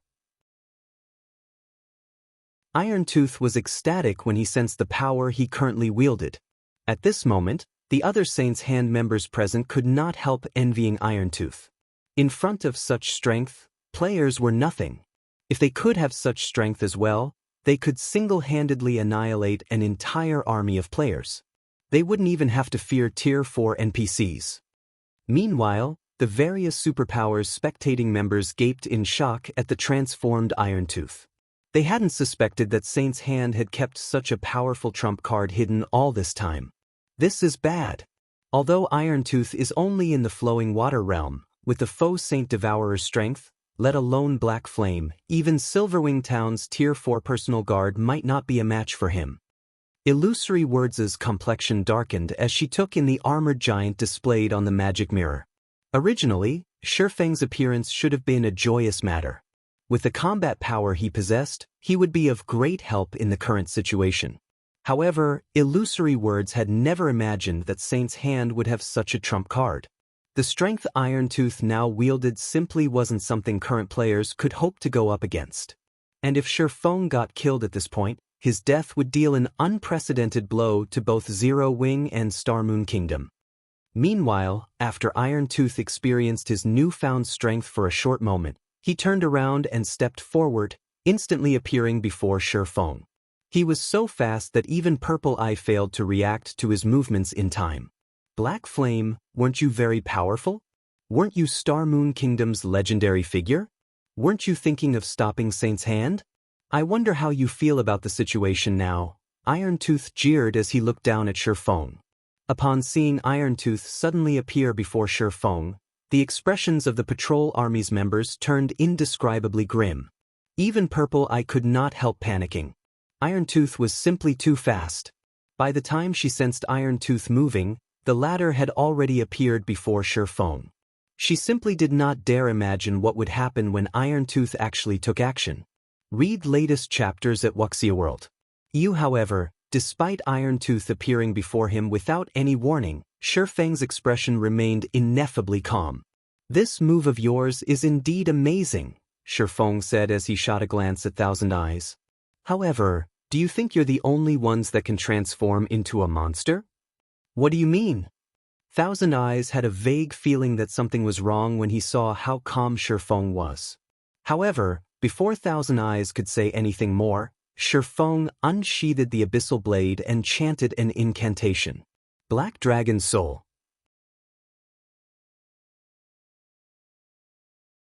Chapter 2661, Upgraded Black Dragon. Amazing! So, this is Saint's hand's true foundation? Even after reaching this point, Black Flame still dares to fight. He sure is courageous.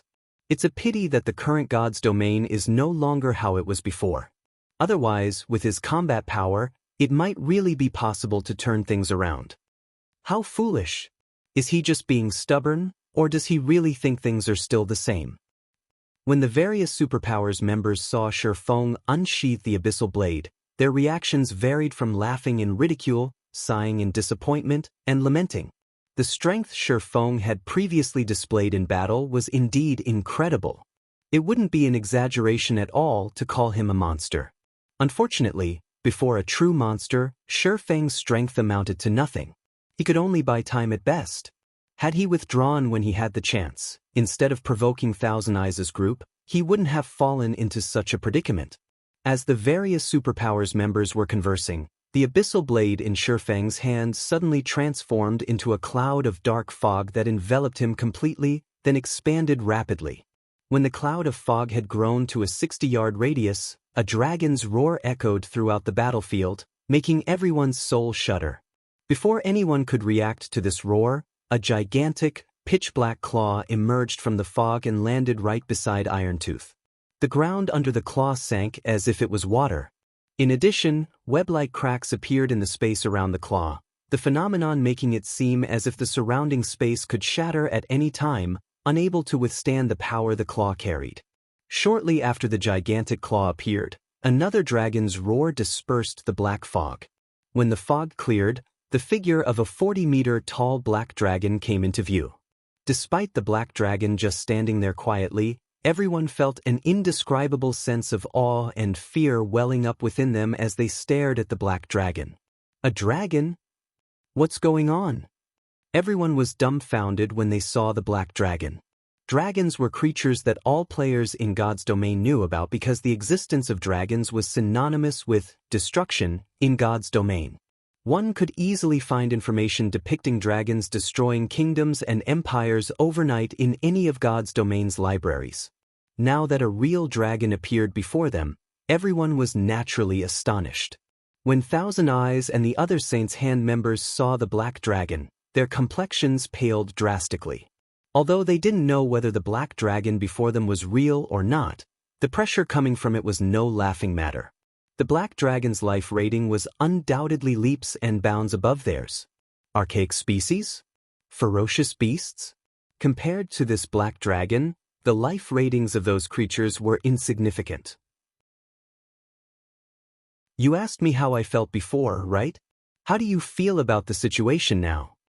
Faux asked calmly as he gazed down at the dumbfounded Irontooth standing beside his claw.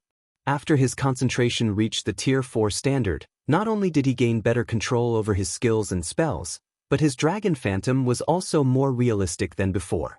Now, the life rating of the Phantom he transformed into much more closely matched that of the real Black Dragon King. At this point, despite being a Tier 3 Black Dragon King, his basic attributes nearly rivaled those of mythic-ranked archaic species of the same level. At Feng's words, Irontooth's expression turned indescribably grim. An unprecedented fear flooded his heart. How is this possible? Didn't they say that his dragon transformation should push him only to the standard of ordinary mythic monsters? How is he so strong? Irontooth was confounded by the gigantic creature before him.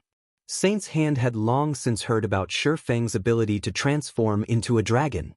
However, whether it was in terms of size, basic attributes, or life rating, the dragon that Feng had just transformed into was on a completely different level from what was stated in Saint's Hand's intelligence report. At this moment, let alone Irontooth and the other Saint's Hand members, even Illusory Words was stunned by this situation. Crimson Emperor had collected a lot of information on the fight between Zero Wing and Demon City. Naturally, that information included Feng's Black Dragon form. However, compared to the Black Dragon that had attacked Demon City, the Black Dragon that now stood on the battlefield was like a completely different creature. Even though she was only looking at the Black Dragon through the magic mirror, she could still feel the aura of death and destruction it exuded. Moreover, she could also faintly sense that the space of the entire battlefield gravitated toward the Black Dragon. She simply couldn't believe that the Black Dragon was only a Tier 3 dragon. While everyone was in shock over the Black Dragon's aura and life rating, the Black Dragon suddenly raised a claw. Immediately afterward, the place where Irontooth stood and the space around it transformed into a pitch-black void. The dozen or so Saints' Hand members who had been standing in this space were nowhere in sight. As for Irontooth, his 6-meter-tall figure currently lay inside a newly formed crater over 30 yards from his previous position. Cracks were also spreading across the silver armor protecting Irontooth's 2 arms, and his HP had decreased by more than 2 million. Silence. At this moment, it was as if time had stopped. What just happened? The fierce man from Crimson Emperor muttered, slack-jawed. As a domain realm expert with basic attributes and a physique rivaling those of Grand Lords of the same level, almost nothing in God's domain could escape his sight. However, he actually hadn't seen what had happened just now. Aside from a momentary black flash in the magic mirror's display and a loud boom, his senses had failed to pick up any other information. So, this is his true strength? Purple Eye, who stood a short distance away from Feng, was filled with an indescribable sense of shock when she saw the black void that had appeared near her. Compared to the various superpowers members that were spectating the fight through magic mirrors, she was able to get a much clearer sense of just how much power Feng's attack contained. Monster-level experts? Tier 4 monsters? These things were nothing in front of such overbearing power. Meanwhile, upon seeing this scene, the complexions of Thousand Eyes and the others turned deathly pale. Was Feng still human? Despite Irontooth currently being stronger than the Faux Saint Devourer, Feng actually suppressed Berserker to an even greater degree than when he suppressed the Faux Saint Devourer. As for Irontooth, who had just stood himself back up inside the distant crater, Horror colored his face as he gazed up at the black dragon Faux had transformed into. So close. He was so very close. If not for him having reacted sufficiently quickly and defended himself in time against the black dragon's swipe using his weapon, the consequences would have been unimaginable. It seems your reactions are pretty fast to be able to block that attack of mine, Faux said calmly as he looked down at Iron-Tooth. However, how many attacks can you afford to block? Although Faux had casually executed the earlier attack, it still carried the power of an advanced combat technique. Had Iron-Tooth failed to raise his weapon in time, he definitely would have suffered tremendously. Just as Faux was about to continue attacking, however, Thousand Eyes suddenly stepped forward. Guild leader Black Flame, I admit that you are very powerful. However, you'd best not force our hand. Saint's Hand's goal is to maintain stability in God's domain, Thousand Eyes said coldly. If you really kill Iron-Tooth now and break the balance, both the Faux Saint monsters and Saint's Hand definitely won't let Zero Wing off the hook. At that time, Silverwing Town and Zero Wing City will both face the wrath of an army of tens of millions. It was incredibly difficult for mythic-ranked Faux Saint monsters to spawn. Hence, everyone held great importance for both the Faux Saint monsters and Saint's Hand.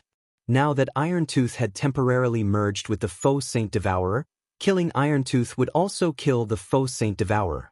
This definitely wasn't something the Faux Saint monsters and Saint's Hand would tolerate. Upon seeing Thousand Eyes threatening Faux, the spectating superpowers were surprised. This was the first time since Saint's Hand's establishment that such a situation occurred. Normally, the guild would just destroy all those that stood in its path. It had never bothered negotiating or making threats at all. It seems Thousand Eyes has been cornered this time. I wonder what Black Flame will do? What else can he do, aside from letting them go? Let alone Zero Wing, even if the superpowers of the several neighboring kingdoms and empires work together, they still wouldn't be able to prevent Saint's Hand and tens of millions of Faux Saint monsters from retaliating. However, while the various superpowers spectating members were discussing this matter, Faux glanced at Thousand Eyes and said in an ineffably calm voice, "So what?" After saying that, Faux used Dragon Breath on Iron-Tooth and heavily injured him. The Berserker's HP fell by a sizable chunk. In his current state, Iron-Tooth was utterly incapable of combat. Following which, Faux battered Iron-Tooth with claw attacks, one after another, plundering large chunks of HP from the Berserker without pause. You!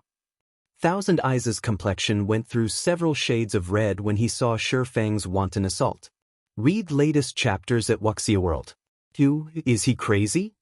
Is he really not afraid of the Faux Saint monsters and Saint's Hand's retaliation? Zero Wing is doomed. Zero Wing is truly doomed this time. When the various superpowers spectating members saw Iron-Tooth's HP plummeting, they gaped in disbelief. They never thought that Faux would actually ignore the big picture and choose to kill Iron-Tooth. In less than 6 minutes since Faux started his onslaught, Iron-Tooth's HP, which was in the hundreds of millions, zeroed out, his body collapsing lifelessly to the ground. As for Thousand Eyes and the other Saint's Hand members, they merely watched the drubbing with dumbfounded expressions, none of them daring to do anything. Chapter 2662, Continent Shaken, Powerful Return. As Iron-Tooth's 6-meter-tall body started disintegrating into particles of light, everyone standing in the desert woodland could not help but gasp. Despite having absorbed the Faux Saint Devourer's strength, Iron-Tooth had died, just like that. Thus far, not a single power or player had managed to kill a Grand Lord-ranked Faux Saint Destroyer, yet Faux had actually succeeded in killing a Faux Saint Devourer. Moreover, he had accomplished this feat while Saint's Hand was protecting the mythic-ranked monster. Meanwhile, as Iron-Tooth's body disappeared, soul ripples spread from his fading corpse up to thousands of yards away.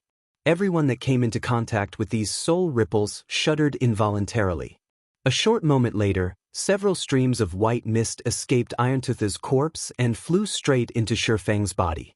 Before he could react, the mist had merged with his soul already. Black Flame, you'll regret your actions today. Now that you've killed the Faux Saint Devourer, It has left a soul mark on you. It won't be long before the other Faux Saint monsters come to find you. They will also obliterate Silverwing Town from the Orc Empire.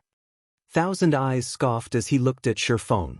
The higher-ups' instruction was for them to protect the Faux Saint Devourer because the birth of a Faux Saint Devourer was incredibly rare and difficult. Not even one Faux Saint Devourer might appear from tens of thousands of Faux Saint Destroyers. Meanwhile, a Faux Saint Devourer was unimaginably useful to both the Faux Saint monsters and Saint's Hand. However, Faux had not only disregarded Saint's Hand but even killed the Faux Saint Devourer right before everyone's eyes. He had actually snubbed Saint's Hand. This was the first time Thousand Eyes had suffered such humiliation since entering God's domain. Due to the mission's failure, Thousand Eyes wanted to make sure Faux realized just how foolish his actions were and regret them for the rest of his life. The other Saint's Hand members present also started eyeing Faux with derision. Unlike ordinary monsters, the Faux Saint monsters possessed close bonds with each other. Moreover, the tightness of this bond corresponded with the strength of a Faux Saint monster. With the Faux Saint Devourer analogous to a king among Faux Saint monsters, killing one was equivalent to becoming enemies with every Faux Saint monster out there. Unless Faux could remove the Faux Saint Devourer's soul mark, all the Faux Saint monsters within a 100,000-yard radius would be able to detect his presence and would try to kill him as long as his soul existed. In other words, they would target him until he deleted his account and started all over again. The complexions of Purple Eye and the others darkened slightly as they looked at Thousand Eyes. They never thought that killing the Faux Saint Devourer would come at such a price. Ha! Black Flame must be dumbfounded right now. If what Thousand Eyes said really is true, then Black Flame and Silverwing Town are both doomed. The various superpowers spectating members laughed along with Thousand Eyes. The power of Fang's dragon transformation was shocking and could even be called unmatched. They could tell that Zero Wing would most likely be making a strong comeback. However, Thousand Eyes' words dispelled all their worries. The current Silverwing Town's defensive capability was indeed very strong. After all, it had not only a Tier 4 NPC guarding it but also the protection of a monstrous player like Faux. However, when besieged by an army of millions or possibly even tens of millions of Faux Saint monsters, even a main city-ranked NPC city would fall very quickly, let alone Silverwing Town. Just as everyone thought that Faux would reveal signs of regret or fear, however, the swordsman turned to look at Thousand Eyes in an indescribably calm gaze. You want to see me regretting? You'll have to be able to leave this place alive first to do that. After saying so, Faux stalked toward Thousand Eyes' team, each step he took setting the ground a tremble. At this moment, it felt as if the whole world was angry. Upon seeing his approach, Thousand Eyes and the other Saints' Hand members paled drastically. Black Flame, you'd better not go too far. We are members of Saints' Hand's Trump Card Legion. If you kill us, Saint's Hand will not forgive Zero Wing. That's right. If you wish to stay alive and keep Silverwing Town standing, your only choice is to work with Saint's Hand. Otherwise, both you and Zero Wing will be devoured by those Faux Saint monsters. Faced with the 40-meter-tall black dragon and the overbearing aura it exuded, Saint's Hand's peak experts and even Thousand Eyes, a domain realm expert, were overwhelmed with unspeakable terror. Their minds blanked out, preventing them from properly controlling their bodies. They couldn't escape even though they wanted to. This scene flabbergasted the various spectating superpowers. For a moment, they doubted that the people displayed on their magic mirrors were actually the members of one of Saint's Hand's Trump Card Legions, who normally showed no respect even to the various superpowers. Before the various superpowers' spectating members could dismiss their doubts, Faux had already arrived before Thousand Eyes and slowly raised one of his massive claws. You don't need to concern yourselves with this. After Faux said so, he sent a claw smashing into Thousand Eyes' team. First sword, light shadow. In the next moment, the phantom of a gigantic dragon's claw descended from the sky, so immense and powerful that Thousand Eyes and the others couldn't dodge or defend themselves. In the blink of an eye, Thousand Eyes and the others were sent to the void, together with the ground beneath them. Silence! destruction. For a moment, time in the desert woodland seemed to freeze. Even the various superpowers members that were spectating from Silverwing Town stared at the magic mirrors before them with dumbfounded expressions, unable to believe their eyes. They got killed just like that? Those are experts that Saint's Hand had invested a fortune in nurturing. With this, Saint's Hand definitely won't let Zero Wing off the hook.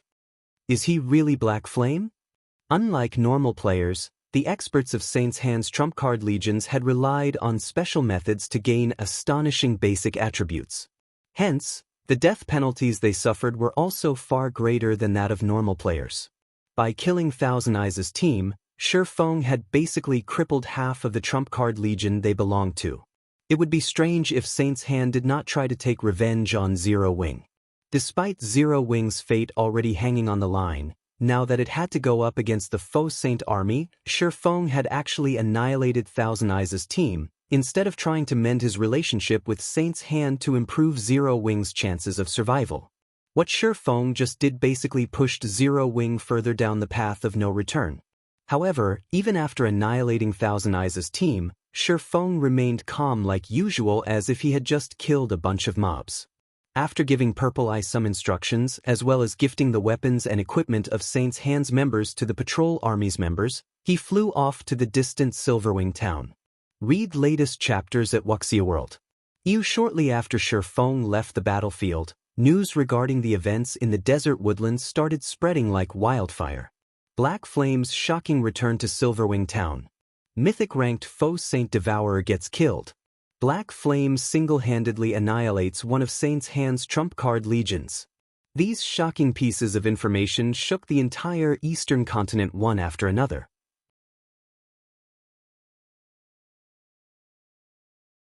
Chapter 2663, He's Back. Cold Spring Forest, Stone Forest City, Freedom Hotel. Inside a splendorous meeting room, several dozen Tier 3 experts exuding powerful auras were currently seated around a round table. However, despite the number of people present, the room was remarkably quiet. Careful observation of the people present would discover that quite a few of them radiated intense bloodlust and were enveloped by extremely dense darkness energy. Ordinary dark players were no match for these people in these two aspects. These people were none other than Dark Rhapsody's upper echelon and the commanders of a few of the Dark World's top adventurer teams. Aside from these experts from the Dark World, the other Tier 3 experts seated around the table also had extraordinary origins. Among them were the upper echelon of the super first-rate guild Unyielding Soul and the guild leaders of first-rate guilds, as well as the commanders and vice-commanders of top adventurer teams. Meanwhile, every one of these VIPs was looking at a woman wearing an advanced Master Forger's insignia. Despite this woman lacking a powerful aura, everyone was treating her as the chairperson of this meeting. Currently, however, this woman appeared indescribably haggard. I hope that everyone present can increase the support you provide to counter Starlink and the various superpowers' harassment. Zero Wing will make sure that everyone receives proper compensation. Aside from this topic, does anybody have anything else they wish to raise? Melancholic Smile asked as she swept her gaze across the people present. Ever since Faux and Zero Wing's main force members left for the Western continent, Starlink and the various superpowers had constantly been harassing Stone Forest City. Economic suppression, material plundering, and field ambushes occurred at almost every instant. To make matters worse, as the number of Tier 3 players the various superpowers possessed increased, the area the Night Legion could protect also shrank. Moreover, aside from Faux, both vice-guild leaders of Zero Wing were also inaccessible. As a result, Melancholic Smile had to shoulder the burden of leading Zero Wing temporarily. However, with the unstable factors surrounding Stone Forest City increasing continuously, the number of players that dared operate in Stone Forest City decreased. This took a toll on the city's economy. At this point, the city's daily income wasn't even half of what the city made during its peak. Meanwhile, in order to ensure the safety of Stone Forest City, Zero Wing City, and Silverwing Town, Zero Wing had no choice but to increase the security measures implemented, which, in turn, increased the guild's daily expenditure substantially. We are facing some problems in the Dark World as well. Recently, because of the increase in the number of Tier 3 players, many of the Dark World's powers have partnered up and launched several attacks on the teleportation gate already. Currently, we are still able to stop these attacks, but I'm afraid this situation won't last for very long, Dark Rhapsody's Blue Rainbow said helplessly to Melancholic Smile. In addition, world domination is growing restless. Judging from the information we collected, we believe world domination will mount a large-scale operation soon. Hence, we hope that Zero Wing can give us more of the Freedom Hotel's resources, so that we can rope in more of the Dark World's powers and maintain a stable hold over the teleportation gate. Upon hearing Blue Rainbow's words, Liang Jing, sitting beside Melancholic Smile, frowned slightly. A large part of the reason why Stone Forest City could maintain its current income was the Freedom Hotel. In order to ensure Stone Forest City's safety, they had obtained the help of the various powers and adventurer teams in exchange for the Freedom Hotel's rooms. Thus far, they had already given out quite a few rooms. If they gave out even more, not only would Zero Wing have fewer rooms for its own use, but the Freedom Hotel's income would also decrease significantly, possibly to the point where Zero Wing's current expenditures became unsustainable. However, the Dark World's teleportation gate was also provided a considerable portion of Zero Wing's income. This was especially true for magic crystals. It was similarly something that Zero Wing could not afford to lose. I understand. I'll consider this matter and give you an answer as soon as possible, Melancholic Smile said as she massaged her temples. If there are no other problems, we'll adjourn for today. After Melancholic Smile said so, everyone present promptly left their seats. At this time, Unyielding Soul's Mu Lingsha approached Melancholic Smile. Miss Melancholic, please feel free to ask if you come across any difficulty in funding. Unyielding Soul and Zero Wing are old allies. While we might not be able to provide additional manpower, we can still allocate some funds to help Zero Wing, Mu Lingsha said quietly as she looked at Melancholic Smile, who currently wore a worried expression on her face. Thank you, Melancholic Smile said. In reality, we don't really have any problems with regard to funding. The crucial problem is the various superpowers that are targeting Stone Forest City, as well as the management of Star Moon Kingdom and the Black Dragon Empire. If the main force members were around, those superpowers would hold back somewhat instead of working with Starlink to target Zero Wing's members. Now, it is becoming increasingly difficult for Zero Wing's members to develop in Star Moon Kingdom and the Black Dragon Empire. Currently, funding was still a small problem for Zero Wing. The really urgent matter now was the guild's lack of Tier 3 experts. If not for Unyielding Soul sending quite a number of its Tier 3 experts to help maintain Stone Forest City's security during this period, Stone Forest City would have definitely ended up in an even more miserable state. Right, Vice Guild Leader Mu? Is there still no news about the Dragon Phoenix Pavilion's Phoenix Pavilion Master? Melancholic Smile asked. Zero Wing had partnered with the Dragon Phoenix Pavilion's Phoenix Rain on many occasions before. The two sides could be considered to be in an absolute alliance. Melancholic Smile and Phoenix Rain were also fairly close friends, as the two of them had come into frequent contact with each other because of the business relationship between their two guilds. Originally, after the various superpowers started targeting Stone Forest City, Melancholic Smile had sought Phoenix Rain's help to solve some of the problems Zero Wing encountered in the Black Dragon Empire.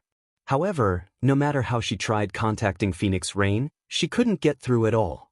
It was as if Phoenix Rain had disappeared from God's domain. In fact, even the Dragon Phoenix Pavilion's members did not know Phoenix Rain's whereabouts.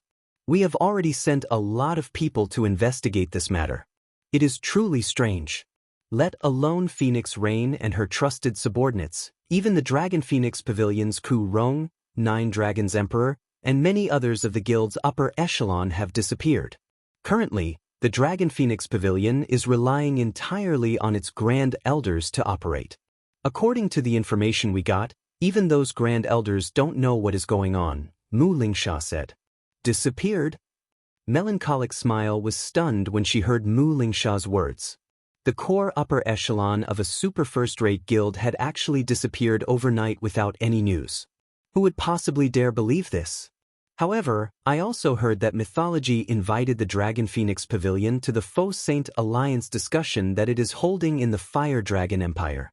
Once this alliance discussion ends, we might receive some news regarding the Phoenix Pavilion Master, Mu Lingsha said.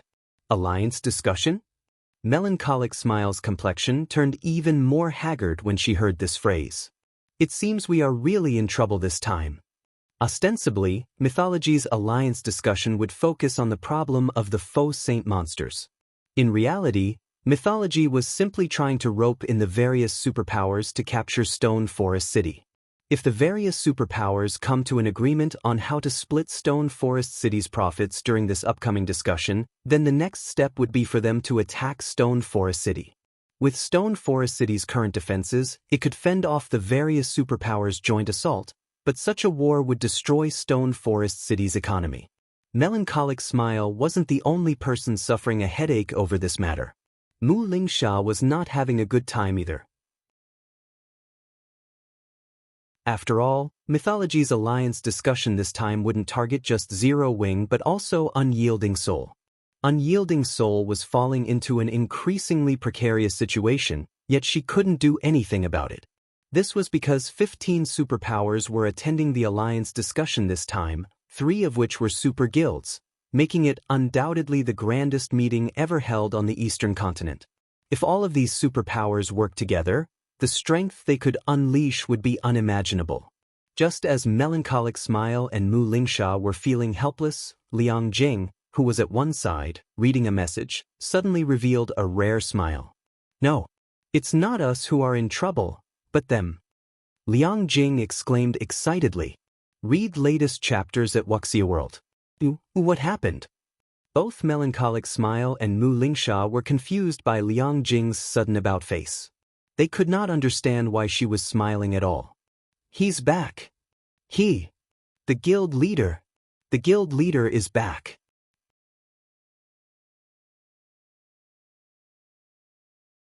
Chapter 2664, Zero Wing in an Uproar. Everyone's plans. Both Melancholic Smile and Mu Lingsha were stunned upon hearing Liang Jing's words. "You managed to contact the guild leader?" Melancholic Smile asked excitedly. The current Zero Wing was in an extremely tight spot, as all of the guild's top combatants were absent. However, this still wasn't the most important point. The crucial thing was that morale in the guild had fallen to an unprecedented low. Faux had always been Zero Wing's backbone. His return might not be able to drag Zero Wing out of its current predicament, but it would be able to unite the hearts of Zero Wing's members. Moreover, his return would also strengthen the confidence of Zero Wing's various partners. After all, the main reason why these powers had partnered with Zero Wing in the first place was Faux. At this moment, let alone Melancholic Smile, even Mu Lingsha gazed at Liang Jing eagerly, wanting to know if Faux had truly returned or not. If Faux had truly returned to the Eastern continent, the various superpowers would naturally have to reconsider their decision to join hands with Starlink and target Zero Wing. Even if their alliance remained standing, they wouldn't be as united as before. "Not yet," Liang Jing said, shaking her head. "I only received a report that the guild leader is currently in Silverwing town." After saying so, Liang Jing forwarded the report to Melancholic Smile for her inspection. However, when Melancholic Smile and Mu Lingsha finished reading the report Liang Jing shared with them, the excitement on their faces disappeared, replaced by indescribable grimness. How could this be? Melancholic Smile could not help growing anxious after reading the report. "Quick, gather the elite personal guards and contact Hell Rush's team. We need to head to Silverwing Town as soon as possible." The fact that Faux killed a mythic-ranked Faux Saint Devourer was indeed astonishing. Such exciting news would definitely heighten morale. However, the retaliation of millions of Faux Saint monsters was no laughing matter. Not to mention, Saint's hand wouldn't sit still and do nothing after suffering humiliation. At that time, Silverwing Town would have to go up against several million Faux Saint monsters, as well as Saint's Hand's experts. With Silverwing Town's defenses, stopping such a force would be utterly impossible. Meanwhile, if Faux were to end up getting devoured by those Faux Saint monsters, the consequences for Zero Wing would be unimaginable. Let's not panic first.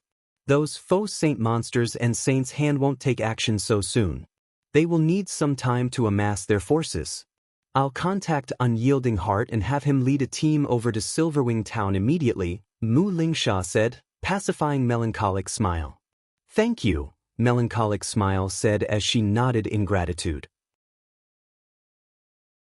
She then took a deep breath to calm herself before methodically arranging for the necessary manpower to send to Silverwing Town. Meanwhile, as Melancholic Smile and the others were leading an army to Silverwing Town, the various superpowers were reeling from the news of Shifeng's return. They never thought that Shifeng would reappear after disappearing for such a long time. Or to put it in another way, the Sword King of old had returned. Moreover, Shifeng's individual combat power had even reached unbelievable heights. His dragon transformation actually allowed him to effortlessly kill a mythic-ranked Faux Saint Devourer. The Sword King was far more frightening than before. This astonishing transformation would also make Zero Wing even more difficult to deal with.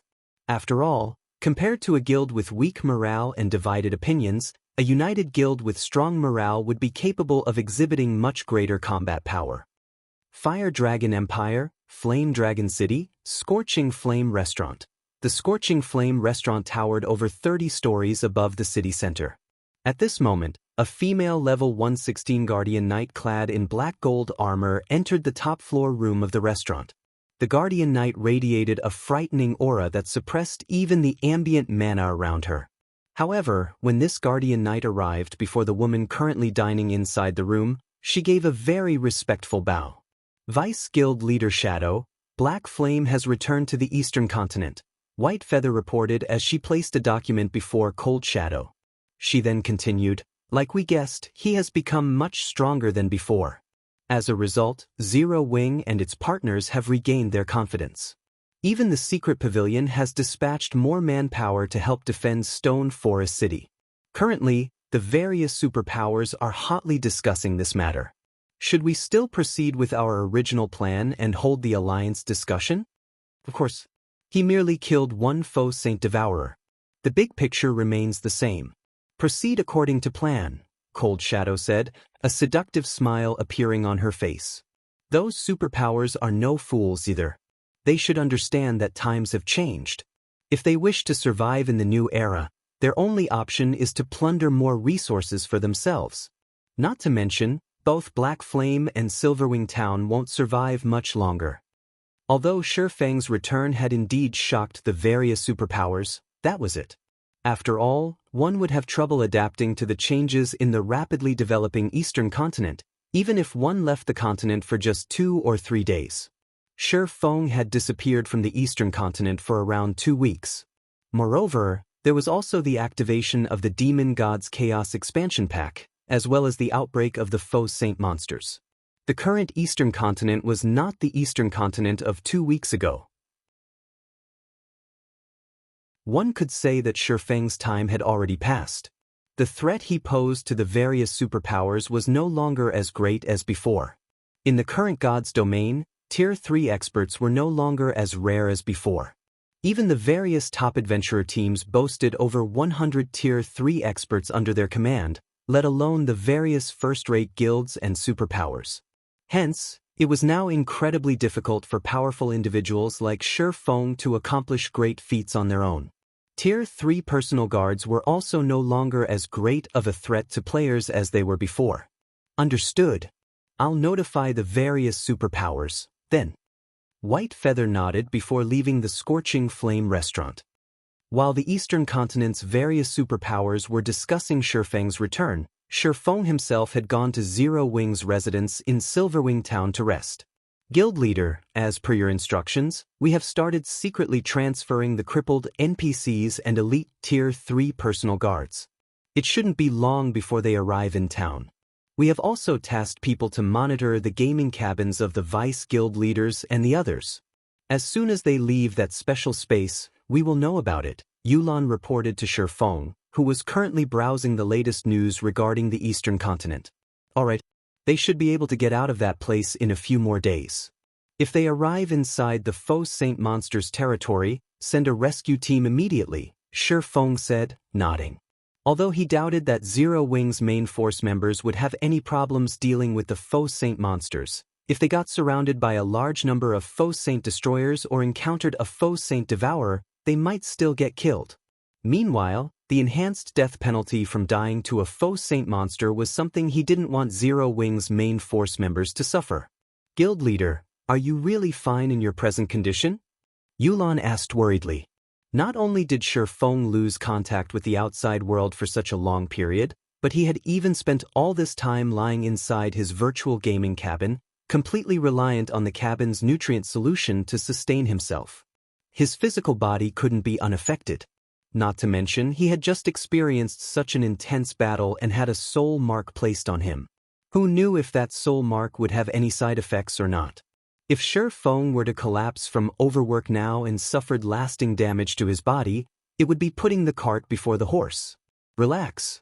I'm really fine, Feng said, chuckling. In fact, my mind is in exceptionally good condition right now. New ideas are popping up in my mind from time to time, and they're making me eager to start training. It's good that you're fine. However, if you feel sick, you must log off and rest immediately. You can leave the other matters to us, Yulan said. After seeing that Feng was indeed in good spirits, she stopped trying to persuade him to rest and left the office to handle the other tasks he had given her. Read latest chapters at Wuxia World. Meanwhile, after Yulan left, Feng stopped browsing the Eastern Continent's news. He then focused on the several strands of mist the Faux Saint Devourer had sent into his body. This wasn't his first time receiving a soul mark. Normally, players couldn't sense the soul mark that plagued them. However, he could actually clearly sense it inside his mind. He could even sense the white mist circling his brain. This situation intrigued him. Following which, Feng focused all his attention on the several strands of mist meandering through his mind. His expression suddenly changed. No, that's not right. This isn't a soul mark but a soul array.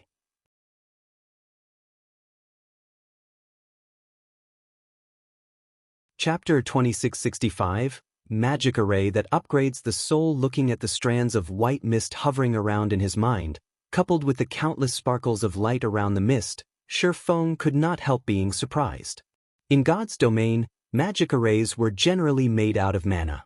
However, some magic arrays were not made up of just mana but had other things mixed in as well. Meanwhile, the magic array he was looking at had traces of soul. I never thought that the rumored soul array actually existed. Feng revealed an ecstatic look on his face as he observed the white mist circulating in his brain. He had only ever heard of soul arrays. He had never actually seen one before. According to the rumors he had heard, the soul array was a magic array capable of changing a player's soul. Of course, there were also mentions that the soul array devoured a player's soul. In short, there were many rumors surrounding soul arrays. However, there was one thing Feng was certain of: a soul array could upgrade a player's soul. Logically, it shouldn't be possible for players to upgrade their soul. That was only possible for NPCs. However, the soul array made the impossible possible. And according to the several testaments Feng heard in his previous life, once a player had their soul upgraded, even an ordinary expert would become a powerhouse in God's domain. In fact, some experts had even managed to reach Tier 5 thanks to the upgrade. Nevertheless, most people that heard these rumors and testaments about the soul array's existence and functions had dismissed them as tall tales. They felt that even without the soul array, the experts that had given their testaments about the soul array would still have become powerhouses in God's domain. Hence, most players in God's domain had treated the existence of soul arrays as a joke. Now, however, Feng was actually looking at a soul array himself. Of course, unless one was an advanced magician, one would most likely have a difficult time recognizing these strands of mist as a magic array. Most people would treat it as a soul mark. Thankfully, I checked it in time. Had I waited a few more days, I might have lost this opportunity. Feng sighed in relief when he saw the strands of silver mist gradually thinning out. The soul array within him was being powered by the Faux Saint Devourer's soul energy and mana. While replenishing the soul array's mana was an easy task, replenishing the soul energy was not. At least, Fong had no idea how he could do so. Hence, the soul array would not last for very long. Of course, so long as this soul array existed, the Faux Saint monsters would be able to perceive his presence. The soul array's existence could be considered both good fortune and misfortune. Having thought up to this point, Fong promptly started studying the soul array in his brain. The soul array had merely been imprinted onto his brain. The magic array itself wasn't active. If he wished to let the soul array exhibit its real effects, he would have to activate it first. Sure enough, this soul array really is complex. Just from what I can see, it is made up of at least 40 basic master magic arrays and over a dozen advanced master magic arrays, 3 of which are almost at the Grandmaster standard. Moreover, I have to rely on my own spiritual will to activate this soul array, and even the slightest mistake will result in my soul getting devoured. It's no wonder some people labeled it a magic array that devours players' souls. After inspecting the soul array for half an hour, Fong was flabbergasted by his findings. The soul was something illusory. There was no describing it with words, much less upgrading it or weakening it. However, the soul array within him could actually accomplish this feat easily. This was simply unbelievable. Unfortunately, the risks involved in activating the soul array were ridiculous. Of the 2 possible outcomes, one was heaven, while the other was hell. There was nothing in between. If ordinary experts were presented with such a choice, they probably would not hesitate to give activating the soul array a try. After all, the potential gains far outstripped the potential losses. Even if they got their souls damaged, the worst outcome would be remaining stuck at Tier 3 forever. For ordinary experts, this would most likely be the case anyway, even if they didn't have their souls weakened. However, it was a completely different story for Fong.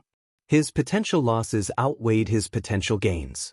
With his current standards, he should have no problem reaching Tier 5. If he had his soul damaged now, then reaching Tier 5 would become a problem. After all, the higher the tier players reached, the lower the importance of weapons, equipment, and bloodlines.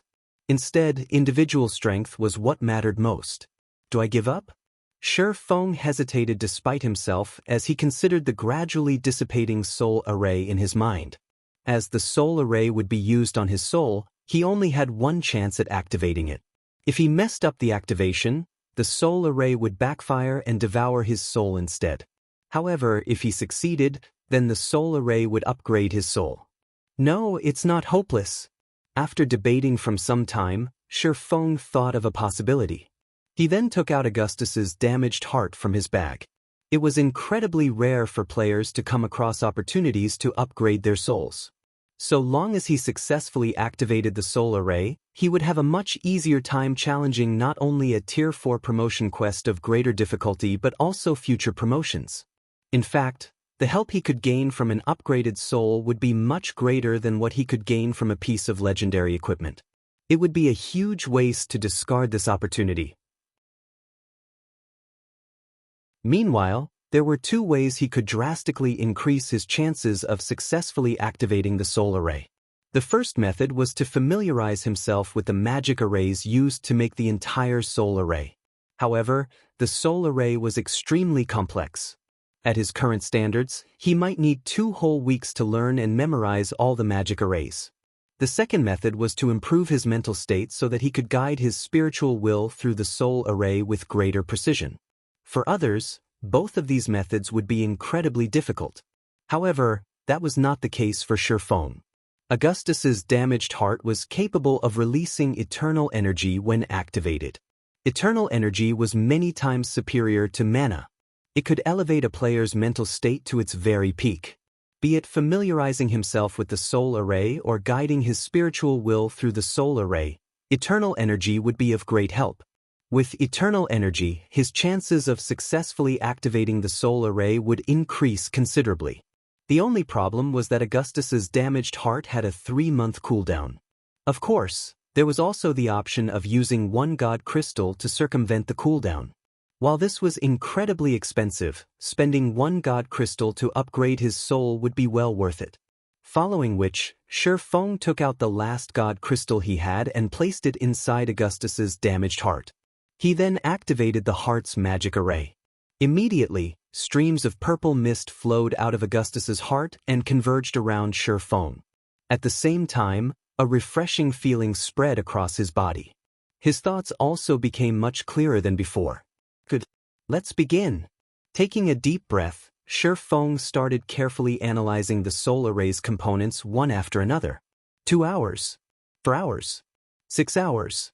Originally, it should have taken Faux at least a dozen days to learn the soul array. However, with the help of eternal energy, he learned and familiarized himself with all of the soul array's components in just a little over 7 hours. He had even achieved rough mastery of a pseudo-grandmaster magic array that could be used to exert a little control over souls. Now that I've familiarized myself with all of the magic arrays, next up will be to utilize my spiritual will to activate them. Looking at the soul array in his mind, he could not help some slight nervousness. Although he had familiarized himself with all of the component arrays, activating them was an entirely different matter. After all, the activation of each magic array required him to split his spiritual will into multiple strands. The difficulty of doing so was incredibly high. After mentally preparing himself for several minutes, Faux then started guiding his spiritual will through the magic arrays in his mind. 1 magic array activated. 2 magic arrays activated. 3 magic arrays activated. With each subsequent magic array Faux activated, the difficulty increased. Initially, he needed to split his spiritual will only into 3 strands. By the 4th magic array, that number increased to 6. Fortunately, for an expert like Faux, such a task was not particularly difficult. Hence, the activation of the magic arrays proceeded in an orderly manner. Time passed quickly. Before Faux realized it, more than 20 minutes had gone by already. At this point, the sweat from his forehead had already drenched the light armor he wore. The last one. The final magic array actually required Faux to split his spiritual will into 17 strands. This final magic array was also the one he was most familiar with. Read latest chapters at World. Suddenly, a crisp sound echoed in his mind. In the next moment, the soul array's core magic array shattered, followed by the shattering of the other component arrays in a domino effect. Meanwhile, the several strands of white mist circulating in Feng's mind transformed into countless particles of light that merged into his brain. Is it done? Feng was stunned when he saw this scene inside his mind.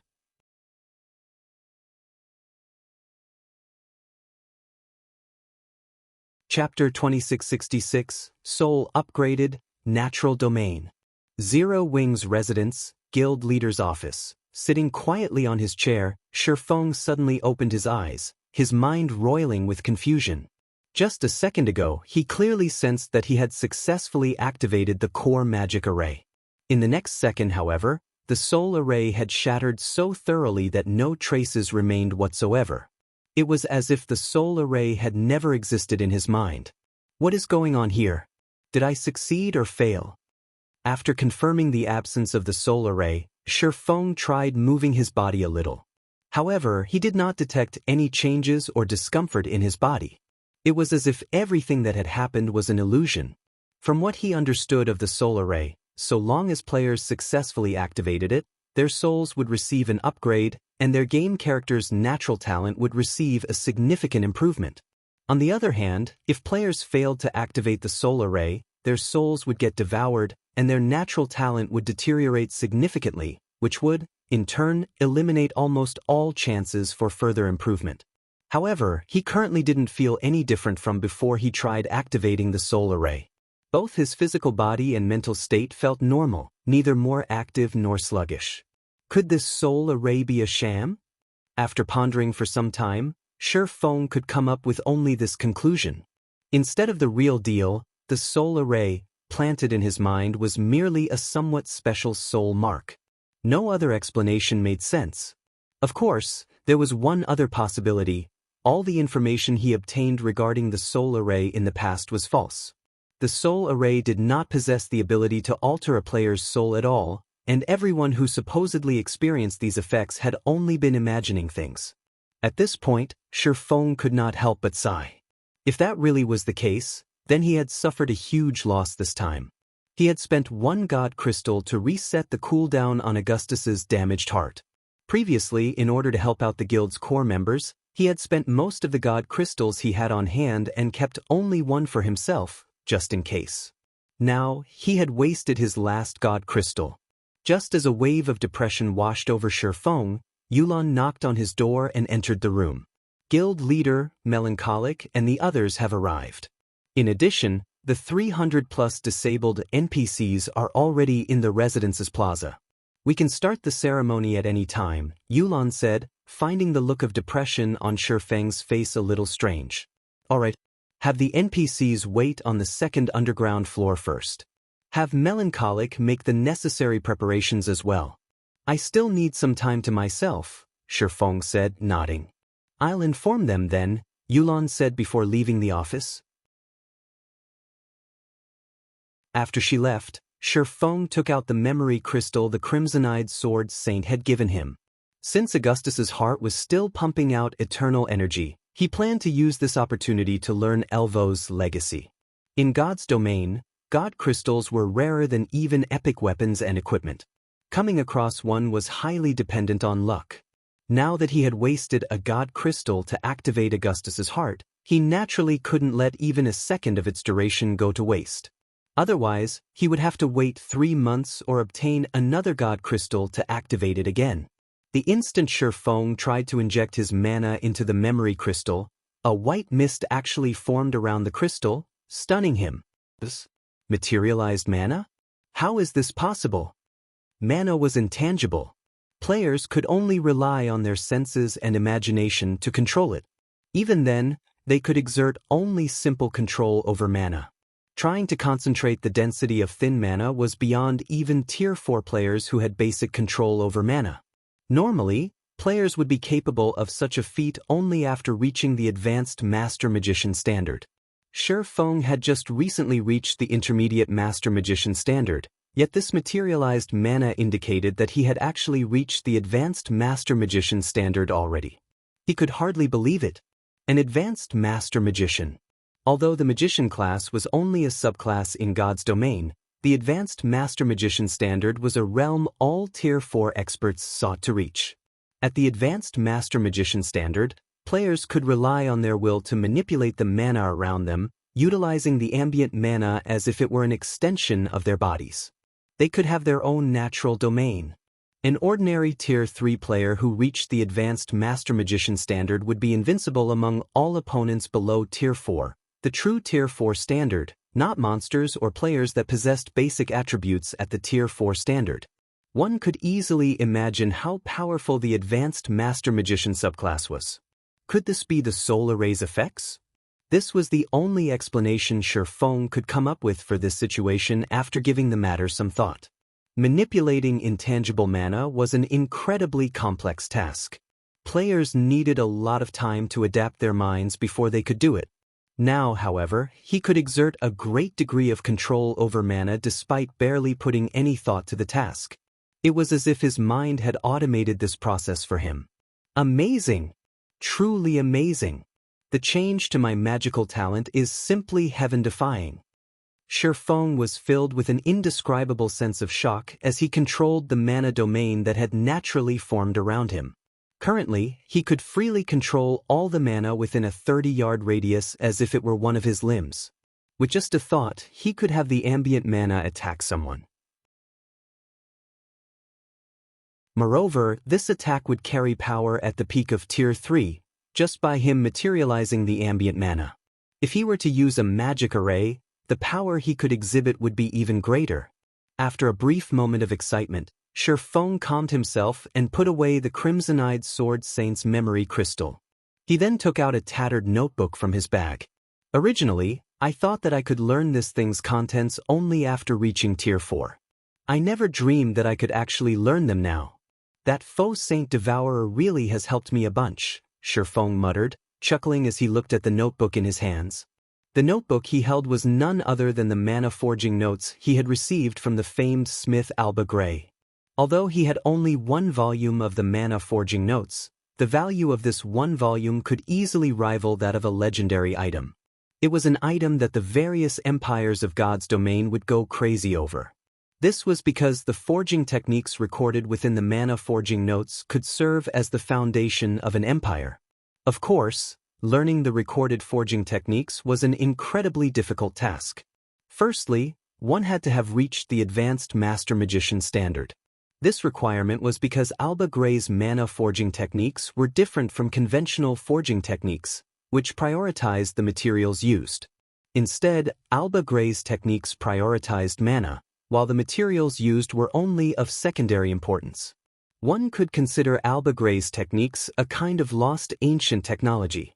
Faux immediately started manipulating the mana around him to break the mana seal on the notebook. In order to remove the mana seal, one needed to use one's mana to decode it. Utilizing brute force would permanently destroy the notebook's contents. The mana seal consisted of 27 magic arrays, every one of which was at the basic Grandmaster standard. The degree of precision one needed to have when decoding these magic arrays was akin to threading a needle. Only those capable of freely manipulating mana would succeed in lifting the mana seal. This was also the reason why Faux had left the mana forging notes sitting inside his bag all this time. 1 array, 2 arrays, 3 arrays. After working on the mana seal for more than 2 hours, Faux finally decoded the last magic array on the mana forging notes. Immediately, all mana within his office seemed to have been summoned as it surged toward the mana forging notes. This mana then transformed into texts and images that flowed into his brain. For a time, Faux felt as if his head would explode. Read latest chapters at Wuxia World. EU. The amount of information contained within the mana forging notes was comparable to that of the small mobile fortress design. If not for his concentration having reached the Tier 4 standard already, he would have most definitely lost consciousness. The information transfer continued for 20 minutes. Then, the mana forging notes closed itself, and the mana seal reappeared on it. As for Faux, he slumped back in his chair, his complexion indescribably pale. However, despite his miserable state, his eyes sparkled with joy and shock. Before Faux could snap out of his daze, he suddenly received a call request from Yulon. Guild leader, we just received news that the Faux Saint monster army is currently crossing Star Moon Kingdom's borders. Rough estimates put its numbers at over 4 million. We have also spotted some of Saint's Hand's members among the monsters, Yulon reported anxiously. They're finally here? Faux revealed a faint smile on his face when he heard Yulon's words. Have Melancholic and the others ready the materials. I'll head over immediately.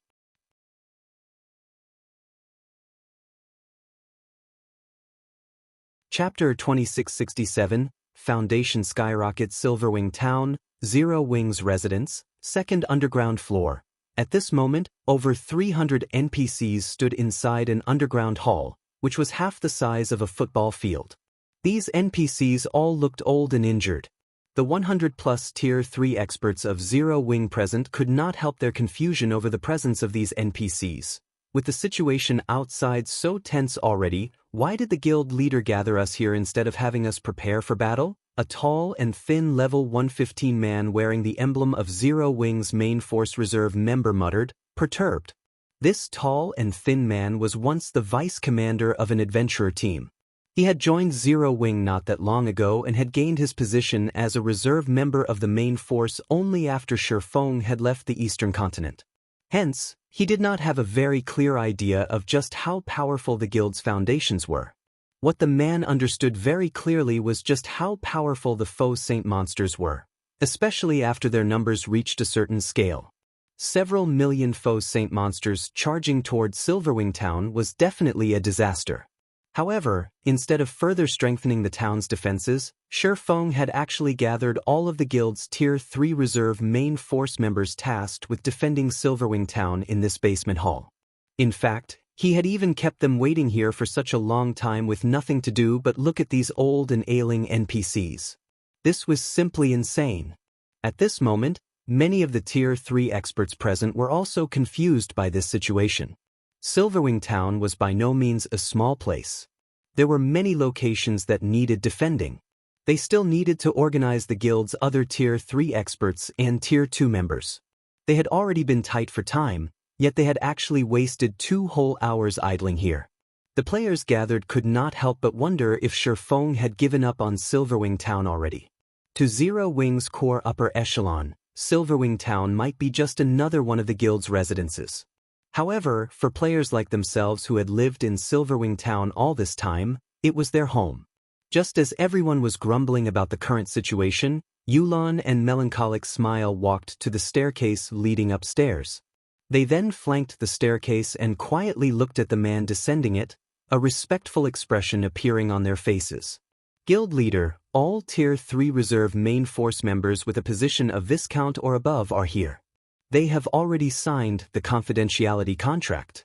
With the personal guard slots they have, we will be able to accommodate all of the NPCs gathered, Melancholic Smile quietly reported to Faux. All right, let's begin, Faux said, nodding. Originally, he had been keeping the Water of Life top secret. After all, only by doing so would he have an easier time collecting injured NPCs with good potential. However, now that God's domain had developed to such a state, he no longer had the leeway for such secrecy. After Faux said so, Melancholic Smile had the gathered NPCs line up before her. She then distributed the Water of Life to every one of them, the situation further confusing the reserve main force members present. What are they doing? What dense life energy? Why do all these NPCs look so excited? Many people knew of the Water of Life in God's domain, but not many people had seen it in person. In the eyes of Zero Wing's reserve main force members, Melancholic Smile was merely distributing potions brimming with life energy to the NPCs gathered. However, when these NPCs received the potion, their gloomy and lifeless expressions immediately brightened up, their eyes glowing with hope and energy. Every one of these NPCs even excitedly thanked Melancholic Smile and swore loyalty to her. This situation baffled the Zero Wing members. They could all tell that these NPCs were not personal guards but independent NPCs. There should be no way these NPCs would show such gratitude toward players, much less take the initiative to swear loyalty to a player. As the reserve main force members were stewing in confusion, frightening auras burst forth from the gathered NPCs, one after another. Previously, none of these gathered NPCs was a match even for ordinary Tier 2 NPCs. Now, however, even the weakest of them radiated an aura that made even the refinement realm experts present shudder. When the auras of these 300-plus NPCs flooded the hall, the 100-plus reserve main force members could not help stumbling back with nervous expressions as they cautiously eyed the NPCs before them. At this moment, they could tell that so long as these NPCs willed it, none of them would leave this basement alive. Not to mention, the strongest few auras even made them feel as if they stood before a bottomless abyss. The owners of these auras were definitely not just ordinary Tier 3 NPCs. While bathed in these auras, everyone felt as if they were standing inside a muddy swamp, their bodies incredibly sluggish. In fact, they had also lost control over the ambient mana around them. A mana domain? At this moment, even Yulon goggled in shock at this situation. Although she knew that Faux and Melancholic Smile had gathered these old and ailing NPCs for a purpose, she never imagined that they would be carrying out such an ambitious enterprise. Not only did they instantly turn 300-plus old and ailing NPCs into lively tigers, but 3 of these NPCs even possessed a mana domain. This was simply unbelievable. Normally, a naturally occurring mana domain was something only Tier 4 NPCs possessed. A mana domain was also the biggest difference between Tier 3 and Tier 4 NPCs and the reason why Tier 4 NPCs could trounce Tier 3 NPCs. It was also because of this mana domain that Saint's Hand had never dared stretch their hands towards Silverwing Town. After all, Silverwing Town had the protection of the Magic King Craig Midlands, who had already been promoted to Tier 4. In front of the Magic King, Tier 3 players would be one-shot kills. Now, out of the 300-plus NPCs present, there were actually 3 NPCs with a mana domain. This meant that these 3 NPCs were only one short step away from Tier 4. Amazing! The harvest this time is massive. Faux himself was surprised by this outcome. Although there were no Tier 4 NPCs in the batch of recovered NPCs this time, just gaining 3 Tier 3 NPCs with a mana domain was plenty amazing already. After all, so long as these 3 NPCs received sufficient resources, reaching Tier 4 should be a shoo-in. Moreover, aside from these 3 NPCs, the quality of the other 300+ NPCs was considerably good as well. Of the other 300+ NPCs, 1 actually possessed growth potential at the Dark Gold rank, 11 at the Fine Gold rank, 151 at the Secret Silver rank, and the rest at the Mysterious Iron rank. In God's domain, NPCs that possessed growth potential at the Fine Gold rank or above could only be found by luck. Aqua Rose had already swept through the old and ailing NPCs of numerous countries once. The fact that they could obtain so many NPCs at the Dark Gold and Fine Gold standard in the second batch was truly incredible. After all, any random Tier 3 NPC at the Fine Gold rank could suppress current Tier 3 domain realm experts. Even the various superpowers would not possess more than a handful of such existences. Now, Silverwing had just gained 15 of such NPCs. Moreover, 3 of them possessed a mana domain, of which 2 were at the Fine Gold rank and 1 was at the Dark Gold rank. If the various superpowers were to learn of this haul, they would definitely die of envy. Meanwhile, after a brief moment of silence in the hall, Faux turned his gaze toward the reserve main force members assembled before him. Alright, stop daydreaming. Line up according to the number assigned to you and start signing a contract with these NPCs, Faux said with a clap of his hands. Feng's words triggered an uproar among the gathered players. Crap, is this for real? Even the weakest among these NPCs is at the Mysterious Iron rank, right? We can contract these NPCs as our personal guards? Everyone felt as if they were in a dream when they heard Feng's words. The fact that the guild could recruit so many powerful NPCs was already plenty amazing. Now, however, they were being told that they could have these NPCs as their personal guards. They couldn't believe their ears. The various first-rate guilds treated even Mysterious Iron guards as family heirlooms. Normally, only the guild elders would have the qualifications to contract such NPCs as personal guards. As for Secret Silver guards, they belonged to the guild leader and grand elders. Everyone else should not even think of obtaining them. Now, however, Silverwing was actually letting mere reserve members of its main force contract with Mysterious Iron guards and above. This situation was even more fabulous than if the guild had granted every one of them a level 100+ epic weapon. However, in no time at all, everyone snapped out of their daze and dashed forward to line up before Faux. As for the distribution of the NPCs, Faux first granted every player in line a Secret Silver NPC. As for the 2 Dark Gold NPCs, he assigned Melancholic Smile and Yulan 1 each. He also granted both of them and Liang Jing 1 Fine Gold NPC each. This way, the 3 of them would no longer have to worry about their security when traveling around God's domain. As for the remaining Fine Gold NPCs, he assigned them to the 11 people in line who had made the most contributions to the guild. Upon seeing this, the other Silverwing members inevitably grew envious. That was a Fine Gold guard they were talking about. With the strength of a Fine Gold guard, one would not have to worry even when coming across a 100-man Tier 3 team. In fact, the Tier 3 team would most likely try to avoid the Fine Gold guard. This is wonderful. With the addition of these personal guards, we should have no problem withstanding the Faux Saint monster's attack. Yulan breathed out a sigh of relief when the distribution of the personal guards was over. Although Silverwing Town was only an advanced town, Silverwing had invested plenty of resources and funds into its development. While its defensive capability might not rival that of a guild city, its capability was not that far off either. Not to mention, the town also had 5 magic towers and a Tier 4 NPC protecting it. With the addition of so many Tier 3 personal guards, there shouldn't be any problem defending Silverwing Town from the Faux Saint monsters. Withstand? Faux shook his head at Yulan's sigh. Sneering, he continued, since they dare to come, then they shouldn't think of leaving any more. After saying so, Fong tasked Yulon and Melancholic Smile with arranging Silverwing Town's defenses. As for himself, he made his way to Silverwing Town's Town Lord's mansion. Inside the control room of the Town Lord's mansion, Fong took out 600 mana stones and arranged them above the core magic array. The mana forging notes recorded plenty of powerful items.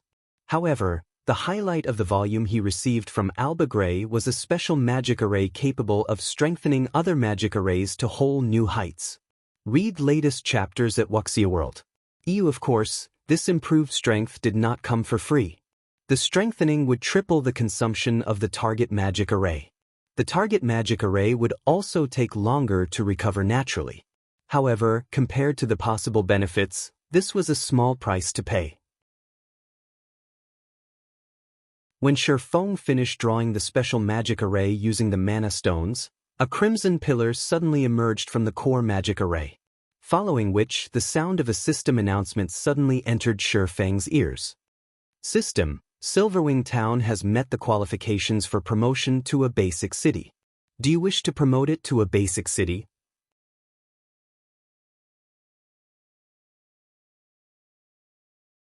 Chapter 2668, Siege Battle at Silverwing Town. The town can be promoted, just like that? Fong was surprised as he looked at the notification window at the corner of his vision. Although Silverwing Town was developing rapidly and its promotion to a basic city was only a matter of time, its attaining the promotion qualifications so soon caught him unawares.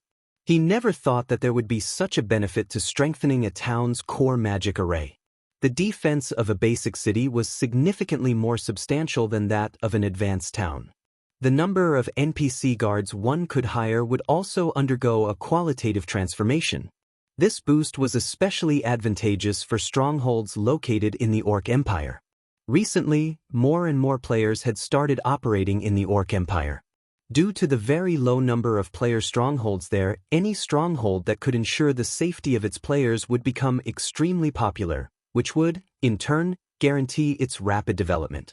However, despite receiving this unexpected boon, Fong did not choose to promote Silverwing Town yet. Instead, he focused on the crimson light pillar that had appeared at the center of the room. He then took out piles of magic crystals and started channeling the mana of the light pillar into Silverwing Town's various magic arrays. While upgrading Silverwing Town now would indeed raise its defensive capability by a significant margin, doing so would come at a great price. All the players inside the town would be teleported out of the town during the promotion process. With the Faux Saint army approaching, there was simply no time to upgrade Silverwing Town. Otherwise, Zero Wings members might have to fight the millions of Faux Saint monsters without the help of the city's defensive structures. Moreover, now that he had strengthened Silverwing Town's core magic array, its performance would surpass even that of the core magic arrays of ordinary basic cities. There was simply no need to take such a big risk. The rampaging mana inside the hall started flowing into the core magic array, together with the mana the magic crystals released. The core magic array then directed this mana into the various magic arrays throughout Silverwing Town, reinforcing them. 3 arrays, 6 arrays, 9 arrays. As Silverwing Town's magic arrays got strengthened one after another, the town's ambient mana changed. By the time half of Silverwing Town's magic arrays were strengthened, a layer of red mist had appeared above the town, enveloping it completely. Quick look. Why is there a red mist above the town? What's going on? Is this Zero Wings doing? It's highly possible. The ambient mana seems to have become slightly wilder. So long as we use this mana, the power of our skills and spells should increase substantially. With this, we should have an easier time repelling the Faux Saint army. The players in Silverwing Town quickly noticed the changes to the town's mana and could not help discussing them. Many of the adventurer team members preparing for battle relaxed slightly. Silverwing Town was one of the few player strongholds in the Orc Empire that were open to independent players. Hence, many independent players had decided to support Zero Wing against the approaching Faux Saint army. In addition, Zero Wing had also set up a contribution system for the players participating in the town's defense. Through this system, players could earn contribution points and exchange these points for rewards. Hence, even more independent players had chosen to stay and fight for Silverwing Town. It seems Black Flame isn't completely unprepared for this upcoming battle. Illusory Words, who currently stood on the town's wall, sighed in relief when she saw the red mist covering the town. After seeing Shifeng's previous performance against the Faux Saint Devourer, Crimson Emperor had decided to go all out in helping Zero Wing defend Silverwing Town. However, Illusory Words wasn't confident of success. After all, the Faux Saint monsters were simply too many. Moreover, even the weakest Faux Saint monster was at the Great Lord rank. The most they could do was persevere against the Faux Saint monster's assault. That was right. Persevere. With their current forces, repelling the Faux Saint army would be impossible. All they could do was persevere. Fortunately, Fong had killed the Faux Saint Devourer. With this, even the strongest Faux Saint monster remaining would be only at the Grand Lord rank. Silverwing Town's defensive magic array would have no problem tanking the hits of Grand Lords. Meanwhile, so long as they ensured the continuous replenishment of the energy reserves of the town's defensive magic array before they got depleted, the Faux Saint monsters would not be able to take even a single step into Silverwing Town. With the intellect of those Faux Saint monsters, they wouldn't bother wasting too much time on a single task. After seeing that they couldn't break through the town's defensive magic array even after several days, they would naturally retreat. It seems Black Flame has quite a few tricks up his sleeves. He's actually able to make the town's mana go berserk. With this, the strength of the town's defensive magic array should have increased by quite a bit. While the town's defensive magic array has indeed been improved, it will still need to withstand all those Faux Saint destroyers. You should know that Faux Saint monsters have destroyed NPC cities before. What can a guild town possibly do against an army of them? The various superpowers members hidden inside the town disdained the transformation to Silverwing Town's mana. They also considered Fong very foolish. While the performance of the town's defensive magic array had indeed improved significantly, there was still a limit to the magic array's energy reserves. Faced with the attacks of tens of thousands of Grand Lord-ranked Faux Saint destroyers, how long could the magic array's energy reserves possibly last? Even the defensive magic arrays of NPC cities had fallen swiftly before the Faux Saint monsters. In fact, many of these NPC cities also had a large number of level 150 NPC guards and a level 180, tier 3 magistrate to defend them. In the end, the Faux Saint monsters still managed to drain the defensive magic array's energy reserves and destroyed the cities. Shortly after Silverwing Town's transformation, news of it quickly reached the Fire Dragon Empire's Flame Dragon City. Interesting. Since he's able to agitate the mana of a town to increase the performance of the town's defensive magic array, it seems he didn't defend those Faux Saint monsters and Saint's hand without any forethought. A smirk appeared on Cold Shadow's face when she read the report she just received. What a pity! This development might have posed a problem for those Faux Saint monsters and Saint's hand a few days ago, but it is futile now. After Cold Shadow said so, she turned her gaze to the video live stream playing before her. What this live stream showed was none other than the Faux Saint army that was marching towards Silverwing Town and was currently within 5,000 yards of Silverwing Town already.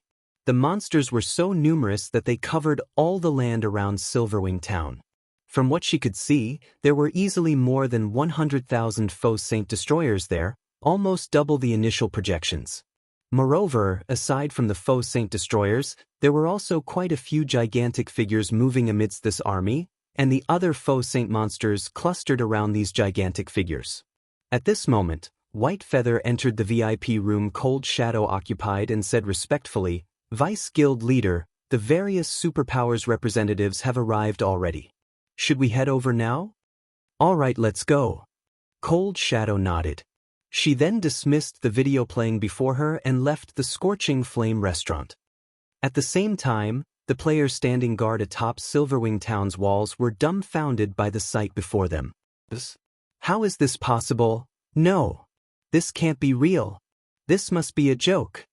When the players standing on the walls looked at the massive army before them, despair and reluctance overwhelmed them. There were 8 mythic-ranked Faux Saint Devourers. Is this the strength that Saint's Hand has been relying on all this time? Illusory Words, who similarly stood on the town's wall, could not help a bitter smile when she saw the 8 Faux Saint Devourers. She had anticipated that Saint's Hand had kept a trump card hidden. Otherwise, it wouldn't have had the confidence to take action so close to Silverwing Town, nor would it have put its precious mythic-ranked Faux Saint Devourer at such great risk. However, she never thought that Saint's Hand had actually managed to produce so many Faux Saint Devourers already. At this moment, even the various spectating superpowers were stunned by this situation. Too strong. The Faux Saint army boasted not only over 100,000 Faux Saint destroyers but also 8 Faux Saint Devourers. With such a force, let alone destroying Silverwing Town, even capturing one of Star Moon Kingdom's main cities wouldn't be a problem. After all, the only real threat in main city-ranked NPC cities was the level 180, Tier 4 magistrates tasked with defending them. As for the remaining level 150 NPCs that were at Tier 2 or Tier 3, while they did pose a problem, they weren't undefeatable. At the same time, several thousand players wearing the guild emblem of Saint's Hand were hiding in a forest several thousand yards away from Silverwing Town. Among them, 1,000 magical class players were currently drawing a gigantic and complex magic array, which constantly drew on the ambient mana and reduced its density. Black Flame.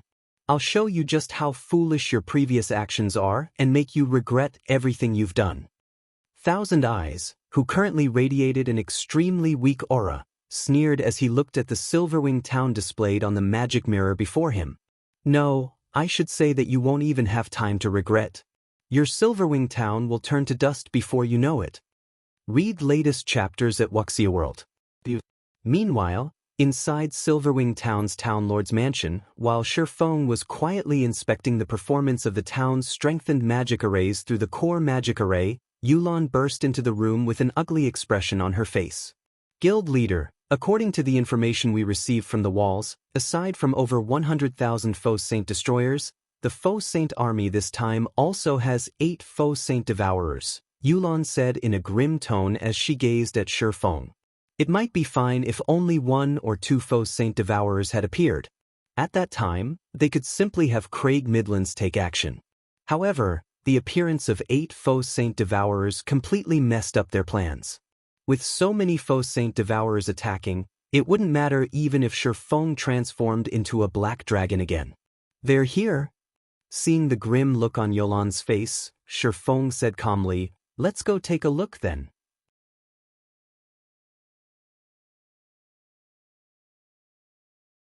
Chapter 2669, Power of Mana. Silverwing Town, Main Gates Wall. Currently, a large number of players were trying to squeeze their way up to the top of the wall, which was over a dozen meters high, to get a better look at the Faux Saint army. However, when these players arrived on top, every one of them found the scene that greeted them shocking. The Faux Saint monsters were so numerous that their figures dotted the land all the way to the horizon. Moreover, even the weakest among them was a level 110 Great Lord. As this endless army of monsters gradually encircled Silverwing Town, it looked as if night had descended. This scene alone already evoked fear in everyone. Why are there so many mythic-ranked Faux Saint Devourers? Can we really stop them? Panic and despair swept through the independent players that had chosen to help defend Silverwing Town as they stared at the scene before them. Originally, they thought that with over 300,000 players fighting for Silverwing Town, combined with the town's defensive magic array, they should still have a chance to emerge victorious. After all, to win, they simply had to distract 50,000 or 60,000 Faux Saint destroyers for a certain period. However, the Faux Saint army that appeared before Silverwing Town was far stronger than they anticipated, over 100,000 Faux Saint destroyers and 8 mythic-ranked Faux Saint Devourers. Everyone's confidence vanished at the sight of this army. At this moment, let alone the independent players present, even Unyielding Heart and Illusory Words were shocked. Over 100,000 Faux Saint destroyers and 8 Faux Saint Devourers. These Faux Saint monsters really think highly of us. Unyielding Heart, who had reached level 116 already, said, a bitter smile forming on his face as he took in the 8 gigantic figures standing some distance away from Silverwing Town. In order to assist Zero-Wing in defending Silverwing Town, Unyielding Soul had dispatched its strongest trump card legion and even sent over 2 Tier 4 summoning scrolls and more than 100 heavy ballistas. According to his estimates, this force, combined with Crimson Emperors and Zero-Wings, should have no problem defending Silverwing Town. However, it would seem that he had still underestimated the strength of these Faux Saint monsters. At this moment, let alone the 8 Faux Saint Devourers, just the 100,000 plus Faux Saint Destroyers were already more than enough to instill despair in everyone. After all, the Faux Saint Destroyers were Grand Lord ranked monsters. Ordinary Tier 3 experts couldn't take them on one-on-one. Only multiple people working together with the help of the town's war weapons could prevent these Faux Saint Destroyers from attacking the town's defensive magic array and walls. As for the Tier 4 creatures they could summon, these things would be far from adequate against tens of thousands of Faux Saint Destroyers. The only thing these summoned creatures could do was defend a portion of the town's walls and reduce the pressure the town's players faced. However, with the 8 Faux Saint Devourers around, these Tier 4 summoned creatures wouldn't even be able to lessen the pressure on the town's defenders. Illusory Words nodded in agreement with Unyielding Heart's words, complex emotions flickering in her eyes. We can only try our best to defend the town. A sense of powerlessness overwhelmed Illusory Words as she looked at the Faux Saint Devourers several thousand yards away commanding the other Faux Saint monsters. Although she had confidence in Faux, she doubted that even he had expected such a powerful army to appear at Silverwing Town's doorstep. In fact, even the various superpowers did not expect the Faux Saint monsters to develop at such a frightening rate. After all, only a little more than a day had passed since Crimson Emperor had learned about the birth of the first Faux Saint Devourer, yet the Faux Saint monsters had managed to add 8 more Faux Saint Devourers to their number. Even if they could stop these Faux Saint monsters for a day, it was highly unlikely they could stop these monsters for 2 days. During the time everyone was sighing and feeling powerless, a golden beam of light suddenly appeared in a forest some distance away from Silverwing Town, shooting straight into the sky. Even from several thousand yards away, the beam was clearly visible. Along with the appearance of this golden beam, the dusky sky became as bright as day. At the same time, the density of the mana surrounding Silverwing Town thinned out considerably as if something sucked the ambient mana away. Now, even players who weren't particularly sensitive to mana felt a slight discomfort. This is the Soul Annihilation Curse. Illusory Words' complexion turned indescribably grim when she saw the pillar of mana rising into the sky. Are Saint's Hands people crazy?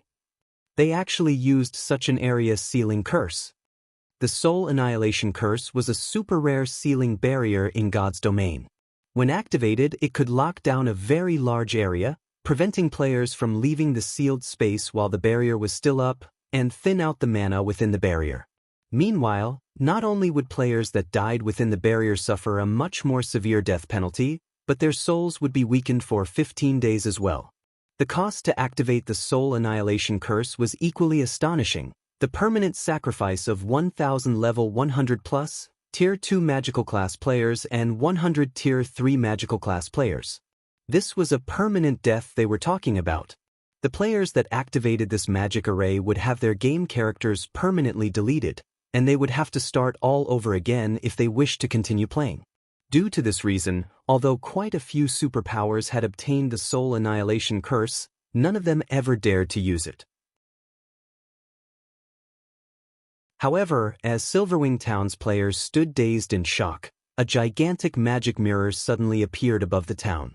It displayed Saint's Hands members, and standing at the lead of these players was none other than Thousand Eyes, whom Faux had killed just recently. Black Flame, you didn't see this coming, right? Thousand Eyes sneered. I said that you'd regret it. Weren't you very powerful? Now, I'll have you watch as everyone in Silverwing Town gets devoured by the Faux Saint army. When Thousand Eyes' chilling words echoed throughout Silverwing Town, the players in the town shuddered involuntarily. This was simply madness. Saint's Hand had sacrificed not only 1,000 level 100 plus Tier 2 magical class players but also 100 Tier 3 experts. This was something even super guilds wouldn't dare to do.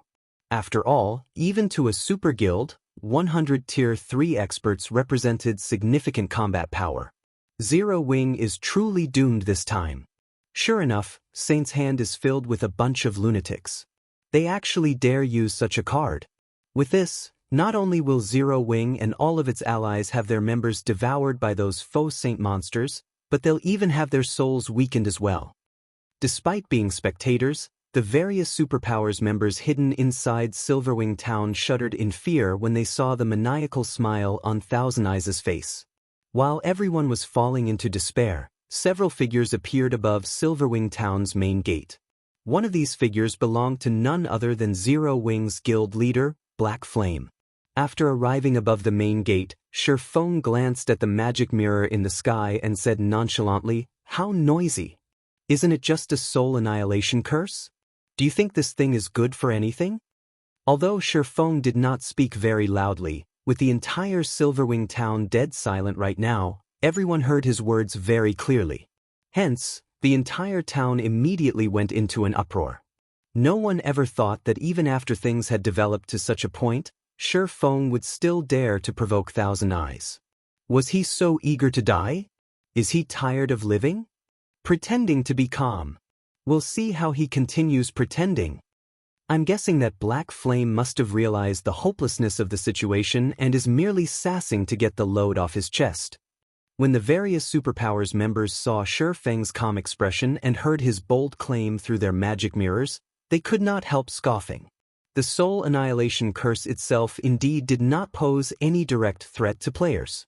However, the millions of Faux Saint monsters standing outside the town were definitely a nightmare for all players. You think it's useless? In that case, let's see if this soul annihilation curse is really useless or not, once the Faux Saint army starts attacking. Thousand Eyes said. Instead of getting angry at Feng's words, he started chuckling instead. As soon as Thousand Eyes finished speaking, the Faux Saint monsters surrounding Silverwing Town promptly charged forward. When the army of millions advanced, it looked as if a tsunami was sweeping across the land. The earth shattered underfoot, and explosions kept reverberating through the air. Everyone inside Silverwing Town gasped at the sight. Some Tier 3 experts even retreated unconsciously. Read latest chapters at Wuxia World. So noisy. Faux pointed a finger at 3 Faux Saint Devourers charging amidst the army.